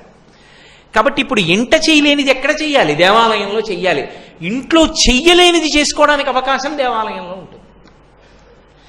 ఏదో పరమ దరిద్రుడు ఒకడు ఉన్నాడు అనుకోండి, అతను పాపం పూజ చేసుకోవడానికి అవకాశం లేదు. ఉన్నది చిన్న పూరి గుడిసె ఒక్కటే, ఇంత పాక. ఆ పాకలోనే తాను, భార్య, 2 పిల్లలు పడుకుంటారు. మహా అయితే ఓ చిన్న ఫోటో ఒకటి, ఓ చిన్న కర్ర కట్టుకుంటాడు. కానీ ఆయన ఇప్పుడు షోడశోపచార పూజలు ఎక్కడ చేస్తాడు? గుండెల నిండా భక్తి ఉంది, రోజు పూజ చూద్దామని ఉంది, చేసుకోలేడు, అవకాశం లేదు. ఇప్పుడు మీరు దేవాలయం కట్టారు, ఆయన ఏం చేస్తాడంటే పొద్దున్నే స్నానం చేసి వచ్చి గుడిలో కూర్చుంటాడు. ఆయనకి అదొక్కటే వచ్చు, ఆయనకి అవకాశం అంతే ఉంది. రోజు స్వామికి పూజ చేస్తుంటే స్నానం సమర్పయామి ఆపోహిష్టామయో భవస్థాన ఉజ్జీరతాతన నీళ్లు చల్లుతున్నారనుకోండి, నేను కూడా ఎప్పటికైనా అలా అభిషేకం చేయగలనా, అలా నైవేద్యం పెట్టగలనా, అలా ఓ అగరత్తు కొని ధూపం వేయగలనా, అలా ఎప్పుడైనా 2 కుందులు పెట్టి దీపం పెట్టగలనా?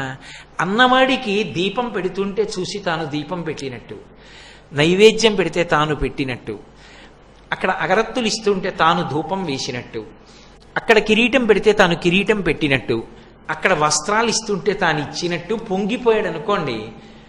పూజ చేసుకోలేకపోయిన దరిద్రుడు పూజ చేసినంత సంతోషం పొందడానికి హేతువు మీరవుతారు. దానికి దేవాలయం కారణం. అలా ఓ 50 మంది ఉన్నారనుకోండి, నాకు ఎలా తెలుస్తారు? వాళ్ళు నా ఇంటి చుట్టుపక్కలే ఉన్నా అయ్యో పాపం వాళ్ళకి పూజ చూడాలనుందని నాకు తెలియదు, వాళ్ళు చేసుకోలేరని నాకు తెలియదు. ఒకవేళ తెలిసినా నేను ఆ 50 మందిని రోజు మా ఇంట్లో కూర్చోబెట్టి నేను పూజ చేయలేను కదా, వాళ్ళతో చేయించలేనుగా. అది దేవాలయం అనుకోండి, అయ్యా మీరెవరూ ఏమీ ఇవ్వక్కర్లేదు, చక్కగా భక్తులు ఆ సమయానికి తలస్నానం చేసి వచ్చి కూర్చోండి అని ఆ బట్ట స్వామివారికి పట్టుకెళ్ళేటప్పుడు పట్టుకొస్తారు, చెయ్యేస్తాడంటే వాడే ఇచ్చినట్టు. మనసు చూస్తాడు ఈశ్వరుడు. ఇప్పుడు వాడు నేను ఇంట్లో పూజ చేస్తే వస్త్రం ఇచ్చినప్పుడు అక్షతేస్తాను, వాడు ప్రతిరోజు ఈశ్వరుడికి బట్టలు ఇస్తున్నాడు, ఎందుకని చెయ్యేస్తున్నాడు చాలు. ఇప్పుడు చేసుకోలేని వాడు చేసుకున్న ఫలితాన్ని కట్టబెట్టడానికి ఏది మార్గం? దేవాలయం మార్గం. ఇప్పుడు అటువంటి దేవాలయాన్ని మీరు నిర్మాణం చేస్తే ఎంతమంది పూజ చేసుకోలేని వాళ్ళు పూజ చేసుకోవడానికి అవకాశం ఇచ్చారు మీరు. ఇది సమాజం పట్ల మీరు ఒక పెద్ద కర్తవ్యాన్ని నిర్వహిస్తున్నారా, నిర్వహించట్లేదా? వాళ్ళకి భగవంతుడు ఉన్నాడనేటటువంటి ఆశ్వాసం, విశ్వాసం, నమ్మకం, సంతోషం కల్పిస్తున్నారా, కల్పించట్లేదా? అందుకే దేవాలయానికి అంత ప్రాధాన్యత ఉంది. దేవాలయంతో సంబంధం వీళ్లకు ఉండదు అన్నవాడు లేడు. అందరికీ దేవాలయంతో సంబంధం ఉంటుంది. ఒక ఆయన డప్పు కొట్టగలడు, స్వామివారి ఊరిరిగింపు అవుతుంటే డప్పు కొడతాడు. ఒక ఆయన బట్టలు ఉతకగలడు, స్వామివారికి బట్టలు విప్పినవి ఉతికి తెచ్చి పెడతాడు. ఒక ఆయన పూల దండ కట్టగలడు, ఆయన పూలదండ కడతాడు. ఒక ఆయన మొక్కలకి నీళ్లు పోస్తాడు, రోజు సాయంకాలం వచ్చి మొక్కలకి నీళ్లు పోసి పెంచుతాడు, మరునాడు వచ్చి దండ కడతారు. ఇప్పటికీ కాకినాడలో మా అయ్యప్ప స్వామి దేవస్థానంలో ప్రతిరోజు సాయంకాలం వేళ ఒక సీనియర్ లెక్చరర్ వచ్చి మొక్కలన్నిటికీ నీళ్లు పోసి ఎడుతుంది ఆవిడ. ప్రతిరోజు మర్నాడు వచ్చి కొంతమంది తులసి అవి మాలలు కట్టి స్వామికి సమర్పణం చేసి పెడతారు. కైంకర్యం చక్కగా సేవ చేసుకుంటారు. ఒక్క దేవాలయాన్ని ఆధారం చేసుకుని మీరు ఎన్ని సేవలు చేయాలన్నా చేయొచ్చు. మీరు ఇంట్లో పండగ చేసుకునే ముందు మీకు సమీపంలో ఉన్న దేవాలయంలో చేసి అప్పుడు చేసుకోవాలి. శారదా నవరాత్రులు వస్తున్నాయనుకోండి, మా ఇల్లు దులపడానికి ముందు పక్కనున్న దేవాలయం దులపాలి. అందుకే భక్తులు సంఘాలుగా ఏర్పడతారు. ఒక దేవాలయం ఉంటే దేవాలయానికి భక్త మండలి ఉండాలి. భక్త మండలి లేకుండా దేవాలయం ఉండకూడదు. ఆ భక్త మండలంతా కలిసి ఏం చేస్తుందంటే, శారదా నవరాత్రులు వస్తున్నాయి, వచ్చే ముందు ఒక పని చేద్దాం, ఆదివారం కదూ మనందరం కలుద్దాం. అందరూ కలుసుకుంటారు. పొద్దున 7 గంటలకో కాస్త పలహారం చేస్తారు. గుళ్ళోని అరమరికలు ఉండవు, అందరూ కలిసి చేస్తారు. ఇప్పటికీ మేము అయ్యప్ప స్వామి గుళ్ళో చేస్తాం కాకినాడలో. బూజుల కర్రలు, చీపురు కట్టలు అన్నీ పట్టుకుంటారు. దేవాలయం అంతా తుడిచేస్తారు, కడిగేస్తారు, గోమయంతో అలికేస్తారు, ముగ్గులు పెట్టేసుకుంటారు. ఏదో పప్పు కూర చారు అందరూ కలిసి సహపంక్తి భోజనం చేసి వెళ్ళిపోతారు. ఆ మర్నాడు ఎప్పుడో గుడికి వచ్చేటప్పుడు ఎండాకు ఉందనుకోండి, ఇది మన గుడి, ఆ ఎండాకు తీసుకెళ్లి పక్కన పారేస్తాడు. గుడి నాది, గుడి మనది, మన గుడి మన స్వామి, ఇది అనుబంధం. మన ఇల్లు ఎంత అనుబంధమో మన గుడి అన్నది ఒక అనుబంధం. మన ఇల్లు ఓ 10 రోజులు పై ఊళ్ళల్లో తిరిగేటప్పటికీ ఒక్కసారి ఇంటికి పోవాలని ఎలా అనిపిస్తుందో అలా మన గుడి ఎన్నాళ్ళయిందో చూసి ఒక్కసారి మన గుడిలోకి వెళ్ళొద్దాం. ఎన్ని క్షేత్రాలకు వెళ్ళండి, మన గుడి అన్న అనుబంధం ఉన్న గుడిలోకి వెళ్ళేటప్పటికీ మీకుండే తృప్తి వేరు. అబ్బా మన స్వామి, మన గుడి ఏమిటో, ఇక్కడికి వచ్చేటప్పటికి ఎంత తృప్తిగా ఉంటుందో. అనుబంధం ఏం చేస్తుందంటే, మీరు గుడితో పెట్టుకున్న అనుబంధమే మిమ్మల్ని ఉద్ధరించడానికి కారణమవుతుంది. అది నాది అని నేనన్నప్పుడు వాడు కూడా వాడు నావాడు అంటాడా అండ ఈశ్వరుడు అని తీరుతాడు. వాడు నావాడన్నప్పుడు రక్షింపబడతావా, రక్షింపబడవా? అందుకే దేవాలయ వ్యవస్థ అత్యంత కీలకమైనటువంటి వ్యవస్థ. అందుకే అటువంటి దేవాలయాల్ని కాపాడుకోవలసినటువంటి అవసరం ప్రతి వ్యక్తి మీద ఉంటుంది, ఒకరి మీద కాదు. అందుకే దేవాలయం యొక్క శక్తి ఎక్కడ క్షీణించిపోతుంది అంటే, దేవాలయంలో నిషిద్ధ కర్మలు చెయ్యకూడదు. దేవాలయంలోకి వెళ్ళి లౌకిక సంభాషణలు చేసిన, దేవాలయంలో స్వరాన్ని విడిచిపెట్టేసి మంత్రభాగాన్ని చెప్పిన, దేవాలయంలో పాటించవలసినటువంటి నియమములను పాటించకపోయినా అవి విరుద్ధంగా పనిచేస్తాయి. పనిచేస్తే చక్రం యొక్క శక్తి తగ్గిపోతుంది. చక్రం మీద శక్తి తగ్గిపోతే చక్రం మీద మూర్తి కూర్చుని ఉంటుంది, ఆ మూర్తి యొక్క శక్తి తగ్గిపోతుంది. మూర్తి యొక్క శక్తి తగ్గిపోతే అనుగ్రహం తగ్గిపోతుంది. ఇప్పుడు దేవాలయ వైభవం క్షీణించిపోతుంది. మళ్ళీ దేవాలయానికి శక్తి ఇవ్వాలంటే మీరు విగ్రహాన్ని పెళ్లగించి కింద ఉన్న యంత్రం తీసేసి మళ్ళీ జపాలు చేసి మళ్ళీ యంత్రం పెట్టడం కుదరదు. ఇక మూర్తిని తీయకూడదు. అందుకని విమానం మీద శిఖరం ఉంటుంది, కలశలు ఉంటాయి. ఆ శిఖరం మీద కుంభాభిషేకం చేసేటప్పుడు మళ్ళీ జలములలోకి ఆవాహన చేస్తారు శక్తిని. మళ్ళీ జపాలు చేసి పెద్ద కలాపం అంతా చేసి ఇవి పట్టుకుని మహాత్ములు గోపురం మీదకెక్కి ఆ పైన ఉన్నటువంటి కలశలకే అభిషేకం చేస్తారు. ఏరియల్ ద్వారా ఎలా అయితే సంకేతాలని టీవీ సెట్ పుచ్చుకుంటుందో అలా పైన ఉన్న కలశలకి కుంభాభిషేకం చేస్తే ఆ శక్తి మళ్ళీ భూమిలో ఉన్న చక్రానికి అందుతుంది. అప్పుడు మళ్ళీ చక్రం మీద ఉన్నటువంటి మూర్తి ప్రకాశిస్తుంది. అందుకే దేవాలయాలకి తరచుగా కుంభాభిషేకాలు చేస్తూ ఉంటారు కాలంలో. ఎందుకంటే దేవాలయం శక్తి క్షీణించిందేమో, మళ్ళీ శక్తిని పెంపొందించడం కోసం. అందుకే దేవాలయం విషయంలో అందరూ జాగ్రత్తగా ఉండాలి. ఒక పూట తినకూడని అన్నం తిన్నాననుకోండి, ఆ రోజు ఆరోగ్యం భంగం అవుతుంది. కడుపులో నిప్పు వచ్చి ఇంకేం తినబుద్ధి ఇది. ఆ రోజు ప్రవచనం ఏం చేస్తాం? ఇంకా కుభోజనేన దివస అంటాడు వ్యాసుడు. ఒక పూట తినకూడని చోట తింటే ఆ రోజు ఆరోగ్యం క్షీణిస్తుంది. కుమిత్రేణ సుఖం కుతః, మిత్రుడు సరైనవాడు కాకపోతే జీవితంలో సుఖం ఉండదు. అలాగే ఒక్కొక్క దాని వల్ల ఒక్కొక్క ఫలితం ఉంటుంది. ఒక్కొక్కటి పొరపాటైన విషయం జోలికి మీరు వెడితే ఒక్కొక్క ఫలితాన్ని ఇస్తుంది. కుభోజనాన్ని తింటే ఒక రోజు పోతుంది. కుపుత్రుడు కానీ కలిగితే, కొడుకు దుర్మార్గుడు పుడితే 7 తరాలు పోతాయి, కింద పడిపోతారు. భార్య మంచిది కాకపోతే ఆ జన్మ పాడైపోతుంది. భర్త సరైనవాడు కాకపోతే ఆమె ఉపాసన చేసుకుని పతివ్రతగా నిలబడుతుంది. నేను అంతకన్నా తక్కువ చేసి ఎవరిని మాట్లాడినా, కానీ ఆమెకి సంతోషం ఉండదు. అయ్యో కలిసి రాడే దేనికి అన్న బాధ మనసులో ఉంటుంది. దేవాలయం జోలికెళ్ళి పాడు చేస్తే వాడి ఆత్మ పాడవుతుంది. కొన్ని కోట్ల జన్మల కిందకి వెళ్ళిపోతాడు. అందుకే ఎప్పుడూ దేవాలయాల్ని పాడు చేసే ప్రయత్నం కానీ, దేవాలయాల ప్రతిష్ఠ దిగజార్చే ప్రయత్నం కానీ, దేవాలయాలలో ఉండేటటువంటి మూర్తుల యొక్క వైభవం తగ్గేటటువంటి ప్రసంగాలు కానీ, దేవాలయాలలో పూజింపబడేటటువంటి స్వామి యొక్క అనుగ్రహం తగ్గేటట్టు కానీ, ఆయన మీద భక్తులకు ఉన్న విశ్వాసం క్షీణించేటట్టు కానీ ఎన్నడూ ప్రసంగాలు చేయకూడదు, ఎన్నడూ మాట్లాడకూడదు. నీకు ఓపిక ఉంటే అవతల వారిలో భక్తి పెరిగేటట్టు, దేవాలయం యొక్క కీర్తి పవిత్రత పెరిగేటట్టు ప్రవర్తించాలి తప్ప దేవాలయం యొక్క వైభవం క్షీణించేటట్టుగా ఎన్నడూ ప్రవర్తించకూడదు. ఎందుకని అంటే అది ఒకరి సొత్తు కాదు, అది కొన్ని లక్షల మందికి మనశ్శాంతినిచ్చేటటువంటి కేంద్రం. ఒక వ్యక్తికి కష్టం వచ్చిందనుకోండి, ఇది మా ఆవిడికి చెప్తే మరింత బెంగ పెట్టుకుంటుంది, దాని ఆరోగ్యం అనుమతించదు, దానికి కానీ ఈ మాట చెప్పానా ఈ కష్టం వచ్చిందే అని, అది బ్రతుకుతుందని నమ్మకం కూడా లేదు, కాబట్టి పంచుకోలేను. బిడ్డలకి చెప్పేది కాదు, వాళ్ళు బెంగ పెట్టుకుంటారు. ఎవరికి చెప్పుకోను? అప్పటికి నేను పంచుకోవడానికి తగిన వ్యక్తి దొరకచ్చు, దొరకకపోవచ్చు. వెంటనే చెప్పుకోవడానికి కేంద్రం ఎక్కడుంటుంది? దేవాలయం ఒక్కటే. ఎక్కడికి ఎడతారు? గబగబా దేవాలయానికి ఎడతారు. కొన్ని దేవాలయాల్లో చూడండి, కళ్ళంబట నీళ్లు ఎత్తుకుంటూ కూర్చుంటారు కొంతమంది. ఆర్తితో భగవంతుడికి చెప్పుకుంటారు, స్వామి ఇంత కష్టం వచ్చింది, నన్ను ఉద్ధరించండి, నన్ను కాపాడండి. చాలా సంతోషంలో ఉన్నారు. ఎక్కడికి ఎడతారు? దేవాలయానికి ఎడతారు. పెను ప్రమాదంలో ఉన్నారు. ఎక్కడికి ఎడతారు? అక్కడికే పెడతారు. అనుకోలేదు, అకస్మాత్తుగా భర్త పలహారం చేస్తూ కింద పడిపోయాడు. వైద్యశాలకి తీసుకెళ్తే అమ్మ 3 కవాటాలు మూసుకుపోతాయి, శస్త్రచికిత్స చేస్తాం కానీ నమ్మకం లేదమ్మా అన్నారు. ఆ పిచ్చి తెల్లి ఎక్కడికి పరిగెడుతుంది? గుడికి పరిగెడుతుంది. స్వామి నా పసుపు కుంకాలు రక్షించండి. ఆర్తితో ఉన్న, జిజ్ఞాసువైన, బ్రహ్మజ్ఞానం కావాలన్నా, కష్టంలో ఉన్న, సుఖంలో ఉన్న, బాధతో ఉన్న అందరికీ ఆశ్రయించడానికి కేంద్రం ఇది అంటే దేవాలయం. అది నీ ఒక్కడి సొత్తు కాదు. ఎవడైనా దేవాలయం కానీ దేవుడు కానీ నా ఒక్కడి సొత్తు అనుకుంటే అంతకన్నా అమాయకత్వం ప్రపంచంలో ఇంకోటి లేదు. ఆయన అందరికీ చెందినవాడు. అటువంటి స్థానాన్ని పాడు చేసే అధికారం ఒక్కరికి లేదు.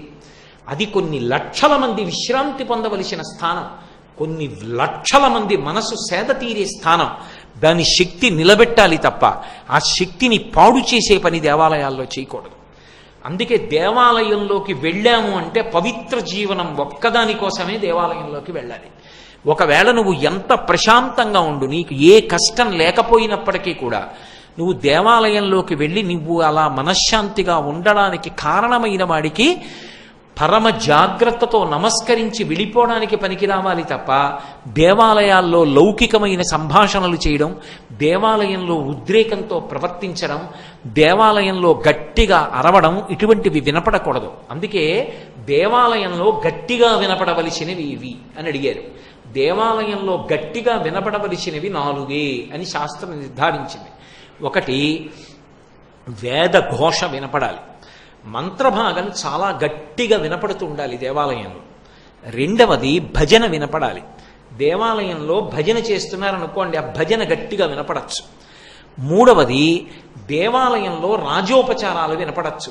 ఏదో నృత్యం దర్శయామి అన్నారనుకోండి, నృత్యం నిశ్శబ్దంగా చేయలేరుగా, పక్క వాయిద్యాలు ఉంటాయి, కాళ్ళ గజ్జెలు ఉంటాయి, నృత్యం చేస్తున్న చప్పుడు వినపడచ్చు దేవాలయంలో. అది కూడా ఉపచారం సమయంలో. ఏదో గీతం శ్రావయామి, ఇవన్నీ రాజోపచారాలు. ప్రవచనం వినపడచ్చు. ఒక్కొక్క దేవాలయం శక్తి దేన్ని బట్టి చెప్తారంటే ఆ దేవాలయంలో ఎన్ని ప్రవచనాలు జరిగాయి అని అడుగుతారు. అందుకే మీరు ఇప్పటికీ కూడా ఎప్పుడైనా మహాత్ములతో మాట్లాడితే, చాలా మంచి ఉపాసన బలం ఉన్న వాళ్ళు ఏదైనా గుడికి వచ్చారనుకోండి, ఇక్కడ ఎప్పుడైనా ఏమైనా ప్రవచనాలు జరిగాయా అని అడుగుతారు. అయ్యా ఇక్కడ సంపూర్ణ రామాయణ ప్రవచనం జరిగింది అన్నారు అనుకోండి, చాలా సంతోషిస్తారు. ఓ, దేవాలయం యొక్క శక్తి వేరు అని. మహాభారతం జరిగింది అనుకోండి, మరింత శక్తి, పంచమవేదం.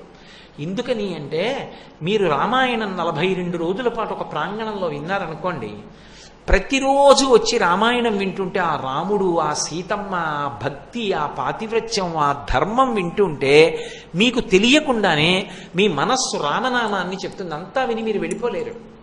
ప్రసాదం పుచ్చుకొని కాసేపు శ్రీరామ నీ నామెంత రుచిరా అనో, శ్రీరామ రామ రామే తిరమే రామే మనోరమే సహస్రనామ తత్తుల్యం రామనామ వరాననే అని అనుకుంటారు. కాసేపు భజన చేస్తారు. ఇంతమంది ఉద్విగ్నతతో వింటున్నప్పుడు ఎంత మౌనంగా వింటున్నారో వాళ్ళల్లోని భక్తి తరంగాలు దేవాలయం అంతా అల్లుకుంటాయి. దాని చేత పరమేశ్వరుడు విశేష ప్రీతి పొందుతాడు.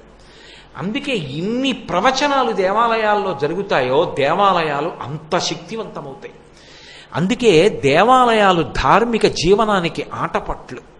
ప్రవచనాలన్నీ ఎక్కడ జరగాలి అంటే దేవాలయ ప్రాంగణంలోనే జరగాలి. యథార్థానికి దేవాలయ ప్రాంగణం ఇరుగ్గా ఉందండి, అందుకని ఇంకో చోట నేను ప్రవచనం చేస్తానండి అని నీ అంత నువ్వు అడగకూడదు. నిర్వాహకులు అడిగితే అది వాళ్ళ ఇష్టం. నువ్వు ఏమండి గుడి ఇరుగ్గా ఉందండి అందుకని గుళ్ళో వద్దండి అని అనకూడదు. ఎందుకు అనకూడదో తెలుసా? ప్రవచనం అంటూ చేస్తే గుళ్ళోనే చెయ్యాలి. కారణం ఏమిటి? ఎక్కడికి వెళ్ళేవాడు అక్కడ పని మీద పెడతాడు. ఎంఆర్ఓ ఆఫీస్కి ఎందుకు పెడతారు? రేషన్ కార్డుకి పెడతారు. పోలీస్ స్టేషన్కి ఎందుకు పెడతారు? దొంగల నుంచి రక్షణ కోసం పెడతారు. జనాభా లెక్కల కేంద్రానికి ఎందుకు వెళ్తారు? మీ పేరు రాయించుకోవడానికి పెడతారు. దేవాలయానికి ఎందుకు పెడతారు? ధర్మం మీద అనురక్తితో పెడతారు, భక్తిగా జీవించాలని పెడతారు. అక్కడ నువ్వు ప్రవచనం చేస్తే భక్తిగా బ్రతకాలనుకున్న వాళ్ళందరూ అక్కడికి వస్తారు. కాబట్టి వాళ్ళు భక్తిగా బ్రతకడానికి కావలసిన ఆలంబనం దొరుకుతుంది వాళ్ళకి. ఇదిగోరా రాముడు అలా బతికాడు, తట్టుకున్నాడు, మనం కూడా బతుకుదామని ధైర్యం వస్తుంది. ఆ ఊరట ఎక్కడివ్వాలో అక్కడివ్వాలి. చద్దన్నం ఎప్పుడు పెట్టాలో అప్పుడు పెట్టాలి. చద్దన్నం రాత్రి పెట్టి వేడన్నం పరగడుపున పెడితే ఉపయోగం ఏముంది? అరగవలసింది అరగదు, అరగకూడదు ముందెడుతుంది. కాబట్టి ఏది ఎక్కడ చెప్పాలో అక్కడ చెప్పాలి. అంతేకాని ఎప్పుడో ఏదో కారణం చేత ఏదో ఒకరి సంఘానికో ఎక్కడికో ఇంకో వేదిక దగ్గరికి వెళ్ళి చెప్తే అది మామూలుగా ఆ కోవలోకి రాదులేండి. అందరూ దేవాలయాల్లోనే ఎలా అవుతాయి? అయినా కొంతమంది ఓ జాగ్రత్త తీసుకుంటారు. ఏదో సంఘం అని చెప్పి ఓ చిన్న అందరూ కలుసుకోవడానికి ప్రాంగణం పెట్టినా అక్కడ ఓ చిన్న గుడి కూడా పెట్టేస్తారు. ఓ చిన్న వినాయకుడి గుడో ఏదో. అప్పుడు ఏమవుతుందంటే అది దేవాలయ ప్రాంగణమే అయిపోతుంది. చెప్పిన వాడో దృష్టవంతుడు అయిపోతాడు, ఆలయ ప్రాంగణంలోనే ప్రవచనం చేసినట్లు అయిపోతుంది. కాబట్టి ఆలయ ప్రాంగణాలు ప్రవచనాలకి ఆటపట్లు. ప్రవచనాలు ఎప్పుడు చేస్తారు? సాధారణంగా ప్రదోష వేళ దాటాక చేస్తారు. ఎందుకు చేస్తారు అంటే వ్యక్తి తాను చెయ్యవలసినటువంటి అర్ధార్జన చేసేస్తాడు. ఆ రోజున పగటి పూట డబ్బు సంపాదిస్తాడు, సాయంకాలం స్నానం చేసి వచ్చి గుళ్ళో కూర్చుంటాడు. 1 గంటన్నరో 2 గంటలో వింటాడు. నిజంరా రాముడు ధర్మం ఒక్కటి విడిచిపెట్టుంటే సీతమ్మ దొరికుండేదేమో వాలితో స్నేహం చేస్తే. కానీ తర్వాత ద్వాపర యుగం వెళ్ళిపోయి కలియుగం వచ్చిన రామనామం చెప్పుండేవారా? ఊరూరా రామాలయాలు ఉండేవా? ధర్మమేరా శాశ్వతమైన కీర్తి. ఏ కారణానికి ధర్మాన్ని విడిచిపెట్టకూడదు. నమ్మి వెళ్ళి రాత్రి పడుకున్నాడు, భగవంతుడి గురించి ఆలోచించాడు కాబట్టి మంచి నిద్ర పడుతుంది. మంచి నిద్ర పట్టింది కాబట్టి పొద్దున్న ఆకలేస్తుంది, ఆకలేసింది కాబట్టి కడుపు నిండా తింటాడు, తిన్నాడు కాబట్టి శక్తి వస్తుంది. అక్కడికి వెళ్ళి పని చేయడం మొదలుపెట్టినప్పుడు తాను తప్పు చెయ్యడానికి అవకాశం వచ్చినా వద్దురా, రాముడు చేశాడురా, ఎందుకు అక్కడికి వెళ్ళి వినడం మనం రోజు, నీ చెయ్యను, నేను ధర్మాన్ని పట్టుకుంటే నన్ను స్వామి రక్షిస్తాడు. ఇప్పుడు ప్రతివాడు ధర్మాన్ని పట్టుకున్నాడు అనుకోండి, లోకంలో శాంతి భద్రతలకి కొదవెక్కడుంటుంది? శాంతి భద్రతలకి, ధర్మానికి, ధార్మిక జీవనానికి, అందరి యొక్క సుఖశాంతులకు కేంద్రము దేవాలయము. దేవాలయంలో ధార్మిక ప్రవచనాల వల్ల అందరూ ధార్మికంగా బ్రతికారనుకోండి, అసలు శాంతి భద్రతలకి కొదవా? ఒకడొకడిని కొట్టి లాక్కోవడం, తీసుకోవడం, నేరం జరగడం ఎక్కడుంటుంది? ఉండదు. అందుకే సాయంకాలం వేళ ప్రవచనం చేస్తే అది ఆరోగ్యానికి కారణం. విన్నవాడు ప్రశాంతంగా భగవంతుడి గురించి ఆలోచిస్తూ ఉద్వేగం లేకుండా నిద్రపోతాడు. కష్టంలో ఉన్నా కూడా ఆయన చెప్పాడు కదరా, నేను ఆ స్వామిని నమ్ముకున్నాను రా, ఆయన నన్ను కాపాడతాడు రా, ఎందుకురా నేను బెగపెట్టుకోవడం, ఆ నామం చెప్తూ నిద్రపోతాడు. అదే ధార్మిక ప్రవచనాలు లేవనుకోండి, వాడికి కష్టం వచ్చినప్పుడు ఒక కోణానికి పక్కన రెండో కోణం కూడా ఉంటుంది. ఓర్పుకి హద్దు ఉంటుంది. ఎంతటి వాడు కానివ్వండి కొంతకాలం ఓర్పు పడతాడు, కానీ మీరు బాగా లాగారనుకోండి తెగుతుంది ఎక్కడ. మహాత్ముల యొక్క ఓర్పు తెగిపోయిందనుకోండి ఉపద్రవాలు వస్తాయి. ఎందుకంటే ఆయన ఓర్పు తెగితే ఈశ్వరుడు జోక్యం చేసుకుంటాడు. వాడు పాడైపోవడాన్ని ఈశ్వరుడు అంగీకరించాడు. ఆయన జోక్యం చేసుకుంటే విపరీత పరిణామాలు ఏర్పడతాయి. అందుకే మహాత్ముల జోలికెళ్ళి ఓర్పుని పరీక్ష పెట్టద్దు అని చెప్తారు. ఇప్పుడు ఎవడో కష్టంలో ఉన్నాడు, ప్రవచనం వినకుండా పడుకున్నాడు. పడుకుంటే ఏమిటో నాకు ఇంత కష్టం వచ్చింది, వాడు నన్ను ఇలా చేశాడు, ఇలా చేశాడు. కొంతసేపు ఆలోచిస్తాడు, నిద్ర పట్టలేదు, అందరూ నిద్రపోతున్నారు, వ్యగ్రత వస్తుంది. తాడో పేడో రేపు ఇలా తేల్చుకుంటానంటాడు. ప్రమాదం వచ్చిందా లేదా? అదే ప్రవచనం విని పడుకున్నాడు. ఎంత కష్టం వచ్చి రాముడు ధర్మాన్ని విడిచిపెట్టాడు. తన భార్యను ఎత్తుకుపోతే ధర్మాన్ని విడిచిపెట్టలా. నేనెంతటి వాడిరా, నా కష్టం ఏ పాటి, నేను ధర్మం విడిచిపెట్టను, ఏదైనా కానీ ఆ రాముడే నాకు రక్ష. ఇప్పుడు రాముడు ఎందు మనసు పెట్టుకున్నాడు, నిద్రపోయాడు, వాడి ఓర్పు తెగదు. దాని వలన లోకం నిలబడుతుంది. వాల్మీకి మహర్షి రామాయణంలో అంటారు, క్షమయావిష్ఠితం జగత్, ఓర్పు ఎందు లోకం నిలబడుతుంది. ఇప్పుడు దీనికి అంతటికీ కారణం ఎక్కడుంది? ధార్మిక ప్రవచనంలో ఉంది. అందుకే దేవాలయాలు శాంతి భద్రతలకి ఆలవాలవలు. అటువంటి దేవాలయ వ్యవస్థని కాపాడుకోవడం, దేవాలయాన్ని రక్షించుకోవడం అందరి కర్తవ్యం. పైగా ఉత్తముడైన కొడుకు ఉండాలి అని కోరుకున్న ప్రతివాడికి అవకాశం ఏది ఇస్తుంది అంటే దేవాలయం ఇస్తుంది. నేను మొదట్లో మీకు మనవి చేశా, నేను ఒక కొడుకునికి అన్నాను, వాడు మంచివాడే, కానీ ఒక పరిమితి ఉంటుంది. వాడు నాకు కొంత చెయ్యగలడు, కానీ నిరంతరం నా జీవుడు వృద్ధిలోకి రావడానికి కావలసిన పని వాడు చెయ్యవచ్చు, చెయ్యలేకపోవచ్చు. కానీ నేను గుళ్ళో చేసిన పని నాకు ఇంకొక కొడుకు అవుతుంది. ఆ కొడుకు మాత్రం ఉపకారం ఒకటే చేస్తాడు, అపకారం చేయడు. నేను మీతో ఒక ఉదాహరణ చెప్పాలి అంటే, నేను ఓపికన్న రోజుల్లో ఓ శివాలయంలో వాళ్ళని అడిగి పట్టుకెళ్ళి ఒక బిల్వ వృక్షాన్ని నాటాను. ప్రతిరోజు పట్టుకెళ్ళి కాసిన నీళ్లు పోశాను. అది పెద్ద బిల్వవృక్షమైంది. నాకు 75 ఏళ్ళు వచ్చాయి. ఒక రోజు నీ శరీరం వదిలిపెట్టేశాను. కానీ నా జీవుడు అలాగే ఉంటాడు కదా. ప్రతిరోజు ఈ బిల్వవృక్షం నుంచి బిల్వాలు కోసి పరమశివుడికి పూజ చేస్తున్నారు. ఆ బిల్వవృక్షం నుంచి బిల్వాన్ని కోసి శివలింగం మీద వేసినప్పుడల్లా ఆ గుడిలో బిల్వవృక్షాన్ని నాటి సాకి పెంచి పెద్ద చేసిన వాడిని నేను కాబట్టి 6వ వంతు ఫలితాన్ని శివలింగాన్ని మారేడు దళాలతో పూజ చేసిన ఫలితంలో 6వ వంతు నా జీవుడికి వేస్తారు. వాడు ఈ శరీరంలో లేడు, వాడు ఇంకొక శరీరంలోకి వెళ్ళిపోయాడు ఎక్కడికో. కానీ వాడికి అనుకోకుండా కలిసి వస్తుంటుంది. ఎక్కడదో తెలుసా, మారేడు దళం శివలింగం మీద పడుతోంది. ఎవరో ఆ మారేడు చెట్టు కింద కూర్చుని జపం చేసుకున్నారు. మారేడు చెట్టు కింద జపం చేసుకోవడానికి ఆవాసం ఎందుకు దొరికిందంటే నేను ఆ మారేడు చెట్టు వేశాను. ఆయన జపంలో 6వ వంతు ఫలితం ఆ జీవుడికి వేస్తుంటారు. ఇప్పుడు ఈ కొడుకు ఏం చేస్తున్నాడు? గుళ్ళో నేను నాటిన మారేడు చెట్టు నాకు పుత్రులలో ఒక పుత్రుడు అవుతాడు, ఒక కొడుకు అవుతుంది. అది ఆ కొడుకు అపకారం చేయడు, వాడు నిరంతర ఉపకారం చేసుకుంటూ వెళ్ళిపోతాడు. నేను ఎక్కడుండనివ్వండి, ఆ మారేడు చెట్టు ఉన్నంత కాలం, ఆ మారేడు చెట్టు నుంచి మారేడు దళం పడినంత కాలం, మారేడు గాలి గుడికి తగిలినంత కాలం, మారేడు చెట్టు ఎవడైనా ఇలా ముట్టుకున్నాడు అనుకోండి, స్పర్శనం దర్శనం 2 పుణ్యం. ఇలా ముట్టుకుంటే వాడికి ఒక కొత్త పుణ్యం. ఆ పుణ్యంలో 6వ వంతు నా జీవుడికి ఎడుతుంది. ఇప్పుడు దేవాలయానికి ఉపకారం చేసి జీవుడు ఎంత తరిస్తున్నాడు. ఇంత తరించడానికి మార్గం ఎక్కడుంటుంది అంటే దేవాలయానికి ఉంటుంది. అందుకే అమాయకులై కాదు, పూర్వం రాజులు దేవాలయానికి తటాకాలు నిర్మించారు. ఎందుకని? ఆ తటాకంలో నీళ్లు తీసుకొచ్చి స్వామికి అభిషేకం చేస్తారు. ఆ తటాకంలోకి ఓ బ్రాహ్మణుడు వెళ్ళి స్నానం చేసి అరుగు మీద కూర్చుని సంధ్యావందనం చేసుకుంటాడు. ఆయన వేళపట్టు చెయ్యవలసినటువంటి కర్తవ్యానికి ఆ తటాకం పనికొచ్చింది. ఎంతో మంది భక్తులు వచ్చి తటాకంలో స్నానం చేసి లోపలికెడతారు. ఇప్పుడు ఎంతమంది భక్తులు బయట ఎక్కడెక్కడో తిరిగి వచ్చినప్పటికీ కూడా గుడిలో ప్రవేశించడానికి కావలసినటువంటి యోగ్యతా సిద్ధిని కల్పించడానికి వీలుగా తటాకం ఉపకరణమైందో, ఇన్ని లక్షల మంది స్నానం చేసినప్పుడల్లా శౌచం పొందని కారణం చేత ఉన్నటువంటి పుణ్యంలో 6వ వంతు జీవుడి ఖాతాలోకి వస్తోంది. ఆ తటాకం ఒక కొడుకు కాలా? అందుకు కదూ కృష్ణదేవరాయల వారి దగ్గర నుంచి ఎందరు రాజులు ఎన్ని దేవాలయాలు కట్టారో, ఎన్ని ధ్వజస్తంభాలు పెట్టారో, ఎన్ని మణిమాణిక్యాలు ఇచ్చారో, ఎన్ని పొలాలు ఇచ్చారో, ఎన్ని దేవాలయాలకి ఎంతంత వైభోగం ఇచ్చారో. ఎందుకని? తమ జీవుడు ఎప్పటికీ కూడా పుణ్యాన్ని పొందాలని. కృష్ణదేవరాయల వారు వెంకటాచలంలో స్వామివారి దేవాలయంలో తాను బతికుండగా తన విగ్రహం, తన భార్యల విగ్రహాలు పెట్టుకున్నాడు. ఎందుకని? ఏదో ఒకనాడు తన శరీరం వెళ్ళిపోతుంది కదా, తన విగ్రహం మాత్రం అలాగే స్వామిని చూస్తూ ఉండాలి. ఆ విగ్రహాలు పెట్టుకున్నాడు. అంటే ఎంత ఆర్తి! ఊరుకుంటాడా స్వామి? ఏదో ఒక రూపంలో వెంకటాచలంలో కృష్ణదేవరాయల వారు ప్రతిరోజు స్వామిని దర్శించే అవకాశం ఆయన కల్పిస్తాడు. మనకి తెలియాలా? అది మనకి తెలియక్కర్లా. అనుగ్రహించేవాడు ఆయన, అనుగ్రహం పొందేవాడు ఆయన. ఆర్తికి నిదర్శనంగా విగ్రహాలు నిలబడతాయి. అందుకే దేవాలయం అనేటటువంటిది పట్టుకొమ్మ.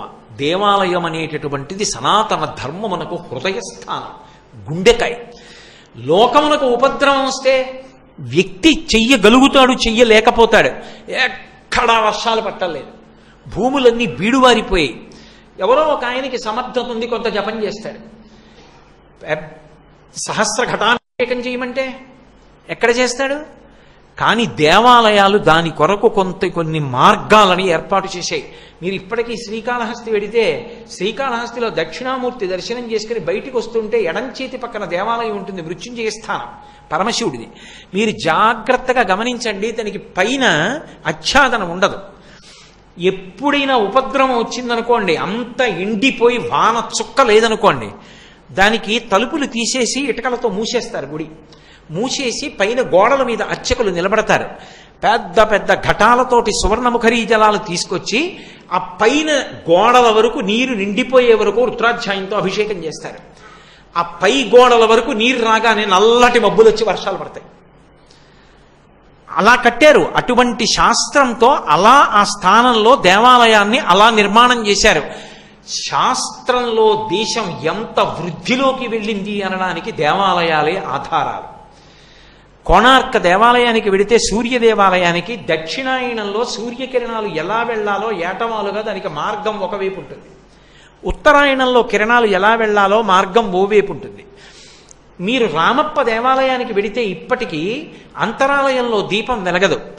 కానీ మీరు గుళ్ళో ఎక్కడ నించోండి, ఉదయం నుంచి ప్రదోష వేళ వరకు లోపల శివలింగం దేదీప్యమానంగా వెలిగిపోతుంటుంది. నాకు అనుమానం వచ్చి అంతరాలయంలోకి వెళ్ళి చుట్టూ చూసా, ఎక్కడా దీపం లేదు. ఎందుకు వెలిగిపోతోంది ఈ శివలింగం ఇలాగని అడిగా. పెద్ద శివలింగం. ఆ ఆలయంలో ఉన్నటువంటి వ్యక్తులు నాకు చెప్పారు, ఇది ఈ దేవాలయాన్ని కట్టినటువంటి శిల్పి శక్తి. సూర్యుడు ఎటువైపు తిరగనివ్వండి, తూర్పు నుంచి పశ్చిమం వరకు కిరణములు అంతరాలయంలోకి వచ్చి శివలింగం వెలుగుతూనే ఉంటుంది. ఎటు వెళ్ళనివ్వండి సూర్యుడు, కిరణాలు వచ్చి పడతాయి. ఇప్పటికీ మీరు నెల్లూరులో రంగనాయక స్వామి దేవాలయానికి వెళ్ళి అద్దాల మంటపంలోకి వెళ్ళండి. మీరు అద్దాల మంటపంలో చుట్టూ తిరుగుతుంటే మీరు ఎటువైపు నుంచి ఎటువైపుకి తిరగండి, పైన రావియాకు మీద పడుకుని ఉంటాడు కృష్ణుడు. నోట్లో కాలి వేలు పెట్టుకుని చీకుతూ ఉంటాడు. మీరు ఆయన ఇటు పడుకుని ఉంటాడు. మీరు ఇటు వెనక్కి వెళ్ళండి, ఆయన మిమ్మల్ని చూస్తాడు. మీరు అటెళ్ళండి, మిమ్మల్ని చూస్తాడు. ఇట్రండి, మిమ్మల్ని చూస్తాడు. అటెళ్ళండి, మిమ్మల్ని చూస్తాడు. అలా మిమ్మల్ని ఎలా చూస్తాడో విగ్రహం చెక్కిన వాడికి తప్ప ఎవరికి తెలియదు. అబ్బురపడిపోతాం. లేపాక్షి దేవాలయంలో హ్యాంగింగ్ పిల్లర్ అంటారు, గాలిలో వేలాడుతూ ఉంటుంది. భూమి కన్నా కొన్ని అంగుళాలు పై వరకు ఉంటుంది. మధ్యలో ఏదైనా తమలపాకు లాంటిది పెడితే కింద నుంచి వచ్చేస్తుంది. గుడంతా దాని మీద ఆధారపడింది. విదేశీయులు నమ్మలేదు, ఇంత అభివృద్ధి ఎలా ఉంటుంది, మేము నమ్మం, ఈ స్తంభం కదుపుతా ఉన్నారు. గట్టిగా కొట్టకండి గుడి పడిపోతుందంటే కొద్ది అంగుళం కదిలేటట్టుగా కొట్టారు స్తంభాన్ని, మొత్తం గుడి కదిలిపోయి శిథిలమైంది. ఒక హ్యాంగింగ్ పిల్లర్ మీద దేవాలయాన్ని అంతటినీ ఎలా నిలబెట్టారు అంటే ప్రపంచ దేశాలు కనువిప్పడం చేతకాని రోజుల్లో భారతదేశంలో సివిల్ ఇంజనీరింగ్ ఎంత వృద్ధిలోకి వచ్చిందో దేవాలయాలు ఆటపట్టు. కుతుబ్ మినార్లో పెట్టినటువంటి లోహ స్తంభం ఇప్పటికి తుప్పట్టదు ఇన్ని వందల సంవత్సరాల తర్వాత. భారతీయ శాస్త్రజ్ఞులు భారతీయత లోహశాస్త్రంలో ఎంత నైపుణ్యాన్ని పొందాయో అంతకన్నా ఉదాహరణ ఏమిటి? దేవాలయంలో ఏది కనపడనివ్వండి దానికి అర్థం ఉంటుంది. మీరు జొన్నవాడ కామాక్షి దేవాలయానికి వెళ్ళారనుకోండి, రాక్షస బల్లి ఉంటుంది, అంత బల్లి ఉంటుంది గోడ మీద బొమ్మ. ఇంత బల్లి ఇట్రా అనుకుంటాం. బల్లిని ఎందుకు పెడతారో తెలుసా? గుళ్ళో గోడ మీద చెక్కుతారు ప్రత్యేకం. ఎందుకు పెడతారంటే అది ఎప్పుడు నేల మీద పాకదు, గోడ మీద ఇలా నిలువుగా పాకుతుంది. సూర్యు మీదకి ఎక్కి ఇలా పైకి అంటుకుని ఇలా అడ్డంగా ఇలా పాకుతుంది, బోర్లా ఇలా తిరగబడి పాకుతుంది, వంకరగా పాకుతుంది. ఎలా పాకినా అది దేన్ని పట్టుకుందో దాన్ని మాత్రం విడిచి కింద పడిపోదు. అయ్యో బల్లి కదండి ఇలా అంటే పాకగలదు, ఇలా ఎలా పాకుతుందండి, పాపం కాళ్లతో ఇలా పట్టుకుని ఇలా చూస్తూ పాకగలదా అని మనం అనుకుంటాం. అలవోకగా పాకేస్తుంది. అది విచిత్రంగా వింటారేంటండి, రోజు మీరు చూడటల్లా బల్లులు అలా పాకడం. తిరగేసి మరగేసి పక్కకి వంకరగా నిలువుగా ఎలాగైనా సరే ఆధారాన్ని పట్టుకు పాకేస్తుంది. అది నువ్వు ఎలా ఉన్నా జీవితంలో అమ్మవారి కాళ్ళు వదలకని చెప్పడానికి బల్లిని చూపిస్తారు. అక్కడ పైన బల్లిని పెడతారు. దేవాలయాలు భారతదేశం ఎంత వృద్ధిలోకి వచ్చినటువంటిది అన్నదానికి ఉదాహరణలు. ఒక్కొక్క దేవాలయానికి వెడితే ఉండేటటువంటి నాట్య భంగిమలు చూస్తే సమస్తమైన నాట్యశాస్త్రం అక్కడ ఉంటుంది. నేను ఈ మధ్యనే సూళ్లూరుపేట చెంగాలమ్మ దేవాలయం నుంచి శ్రీకాళహస్తి వెళ్ళేటటువంటి దారిలో ఒక దేవాలయానికి వెళ్ళాను. అక్కడ జాంబవంతుడు శ్రీకృష్ణుడు యుద్ధం చేశారు.